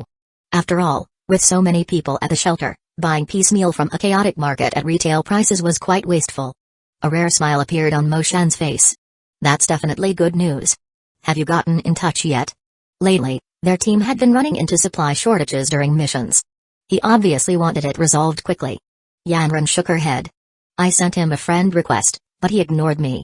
He's also set himself as anonymous on the trading market, so I don't know who he is. Moshan paced back and forth a bit, then suddenly thought of an idea. How about you send him a pic of your figure? The second he said that, Moshan regretted it. Everyone at the shelter knew. You'd rather offend the director than cross Yanran. Seeing Yanran's death stare, Moshan quickly apologized. Slip of the tongue, my bad. I meant this is important. Maybe we should inform the director. Meanwhile, in the director's office, Yang Shen had just received Moshan's application when Kuanya barged in. Director, Moshan's completely ignoring the rules. He wants to recruit someone who killed another survivor. He's totally out of line. If you ask me, just strip his position and put him under me. I'll show him how things should be done. Yang Shen wasn't surprised to see Moshan. He knew these two didn't get along. But their rivalry usually pushed them to improve, so he had never intervened. This time, though, Kuanya brought the drama straight to his door. Yang Shen was torn. While Moshan seemed to be recruiting a murderer, his reasoning was solid. Everything needed to be judged by context. But the dilemma was, this person had definitely killed someone. I still need time to think about this. You're dismissed for now. Kuanya frowned deeply. Director, these are the rules. How can we bend the rules for one person? So what are you suggesting, merging Team 1 into yours? Does that sound reasonable to you? Of course Kuanya thought that was more than reasonable. But he wasn't dumb enough to say it outright. Then how about this? If Moshan wants to recruit that guy, he goes alone. If he thinks that person's worth recruiting, such a great guy, then don't endanger his teammates. Yang Shen adjusted his glasses, giving Kuanya a long look. He felt Kuanya was being ridiculous. If something did happen, they'd be losing a key member of management. Just then, a voice came from the doorway. Fine. I agree. I, Moshan, will take full responsibility. I'll go alone. Moshan walked in with Yanran, facing Kuanya without fear. Kuanya snorted. At least you've got guts. Shame about your brains. Yang Shen hesitated. He really didn't want Moshan to be in danger. He was even thinking maybe they should just drop the recruitment idea. It was too risky. But before he could speak, Moshan tore off his armband and placed it on the desk. Director, please have someone find out who that man is within the day. I'll handle the rest. If I've misjudged him and end up dead, I'll give up my position as team captain. Then, Moshan placed the bullet with Lingzhen's fingerprints on the table too. He turned to Kuanya. If I'm right, do you dare take off your armband? He'd had enough of Kuanya. If before they were just covert rivals, this time Kuanya clearly wanted him removed from his captain position for good. Kuanya bared his teeth. Why wouldn't I dare? He also took off his armband and placed it on the desk. If that guy turns out to be a good person, I'll clean your toilet and wash your underwear. Who the hell wants you to wipe my ass? Mo Shan's face darkened. Seeing the two men start to argue, Yang Shen quickly cut in. That's enough. If you two are dead set on competing, then we'll go with your terms. He turned to Mo Shan. I'll get that man's info to you tomorrow. After that, Yanran began reporting on the trading market situation. Once Yang Shen learned about the large concentration of supplies appearing in the region, he immediately took it seriously. He told Yanran to reach out no matter what. It was crucial to establish a good relationship. Inside Noah's Arkansas Lingzhen had just listed the supplies. And they sold out in no time. The reason was simple. Everything he listed was priced 1 point lower than the market rate. Seeing 76,320 gold coins credited to his account, he was instantly satisfied. With enough gold coins in hand, all that was left was to wait for the midnight auction. He was genuinely looking forward to seeing what kinds of items or tools would be up for sale. Just before he exited the game panel, a friend request notification flashed across his screen and caught his attention. Player Yanran has requested to add you as a friend. Source: Trading Market. Name is currently anonymous. Once accepted, the name will be visible. Verification message: Hey gorgeous, I'm from the official side, and I was the one who bought your supplies earlier. Want to consider a collaboration? Lingzhen casually tapped accept without giving it much thought. Then, after closing the panel, he headed straight for Menkin's room. Tonight, aside from the auction, there was also the 3-day deal with Menkin. Just thinking about it made Lingzhen feel a bit itchy inside. Word was, Menkin had been training her flexibility hard lately, actively exploring. Chapter 36, Menkin's 270 degrees flexibility. At this moment, Menkin was in the room, doing a front split on the yoga mat in front of her. She was wearing her usual dance outfit for flexibility training. The purpose of the dance outfit was so she could move more freely. To satisfy Lingzhen, she had even practiced more difficult moves. And this particular move was a surprise she had prepared for Lingzhen. She slowly got up and glanced at the time. 22:17. She felt a little excited, but also a bit worried. It's already this late, why hasn't Lingzhen come yet? There are so many beauties inside Noah's Ark, he wouldn't have forgotten about me, would he? Menkin lightly bit her lip, not wanting the surprise she had carefully prepared to go to waste. If Lingzhen still didn't come find her, she had decided to take the initiative and go find him herself. Just as she was getting anxious, there was a knock at the door, and her face immediately lit up with joy. Come in. Menkin quickly got up. When she saw Lingzhen walk in, the weight in her heart finally lifted. When Lingzhen saw what Menkin was wearing, his usually calm heart couldn't help but stir with heat. Many so-called attack speed outfits paled in comparison to this one. Coupled with Menkin's snake-like slender figure, she looked like a meticulously crafted work of art. And so, he couldn't help but step forward and pull this exquisite artwork into his arms. Feeling the warm breath by her ear, Menkin couldn't help but let out a soft moan. That one soft moan hit Lingzhen's sensitive spot dead on. How's your practice going? Lingzhen couldn't wait to ask. Menkin's delicate face was flushed red, and she curled up in his arms like a little bunny, nodding. This shy look of hers made it hard to imagine she used to be that cool and aloof campus belle who didn't care for worldly affairs and was pursued by countless people. Is this what they call having a public versus private side? Extreme contrast? How about I show you first, and you tell me if you're satisfied or not? By the end, Menkin's voice was as soft as a mosquito, almost coming straight from her throat. How could anyone resist that? An absolutely stunning campus belle, using that kind of tone, and letting you pick the pose. Of course Lingzhen wasn't going to refuse. He immediately signaled for Menkin to demonstrate. Then Menkin stood on the yoga mat and showed off that incredibly difficult move. This one. How long can you hold it? Menkin landed steadily on one foot, looking very composed. I'm not sure. Lingzhen gave a faint smile and walked over. Shelter number 3, inside the supplies team office. At this moment, the supplies team had just approved a budget of up to 30,000 gold coins, all to prepare for the upcoming regional auction.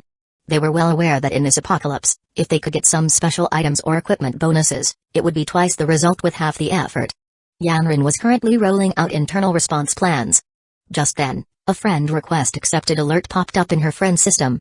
At first, she didn't think much of it. But when she saw it was the person who had posted large quantities of supplies in the regional marketplace, her slender figure froze for a moment. She couldn't even be bothered to arrange the follow-up plans. Let Vice Captain Liu talk to you all for now, I've got something to deal with. Then she quickly sent a message to Lingzhen. Yanran, you accepted the friend request. Does that mean you agree to cooperate with us? We've got plenty of funding on our side, and we can establish a long-term partnership.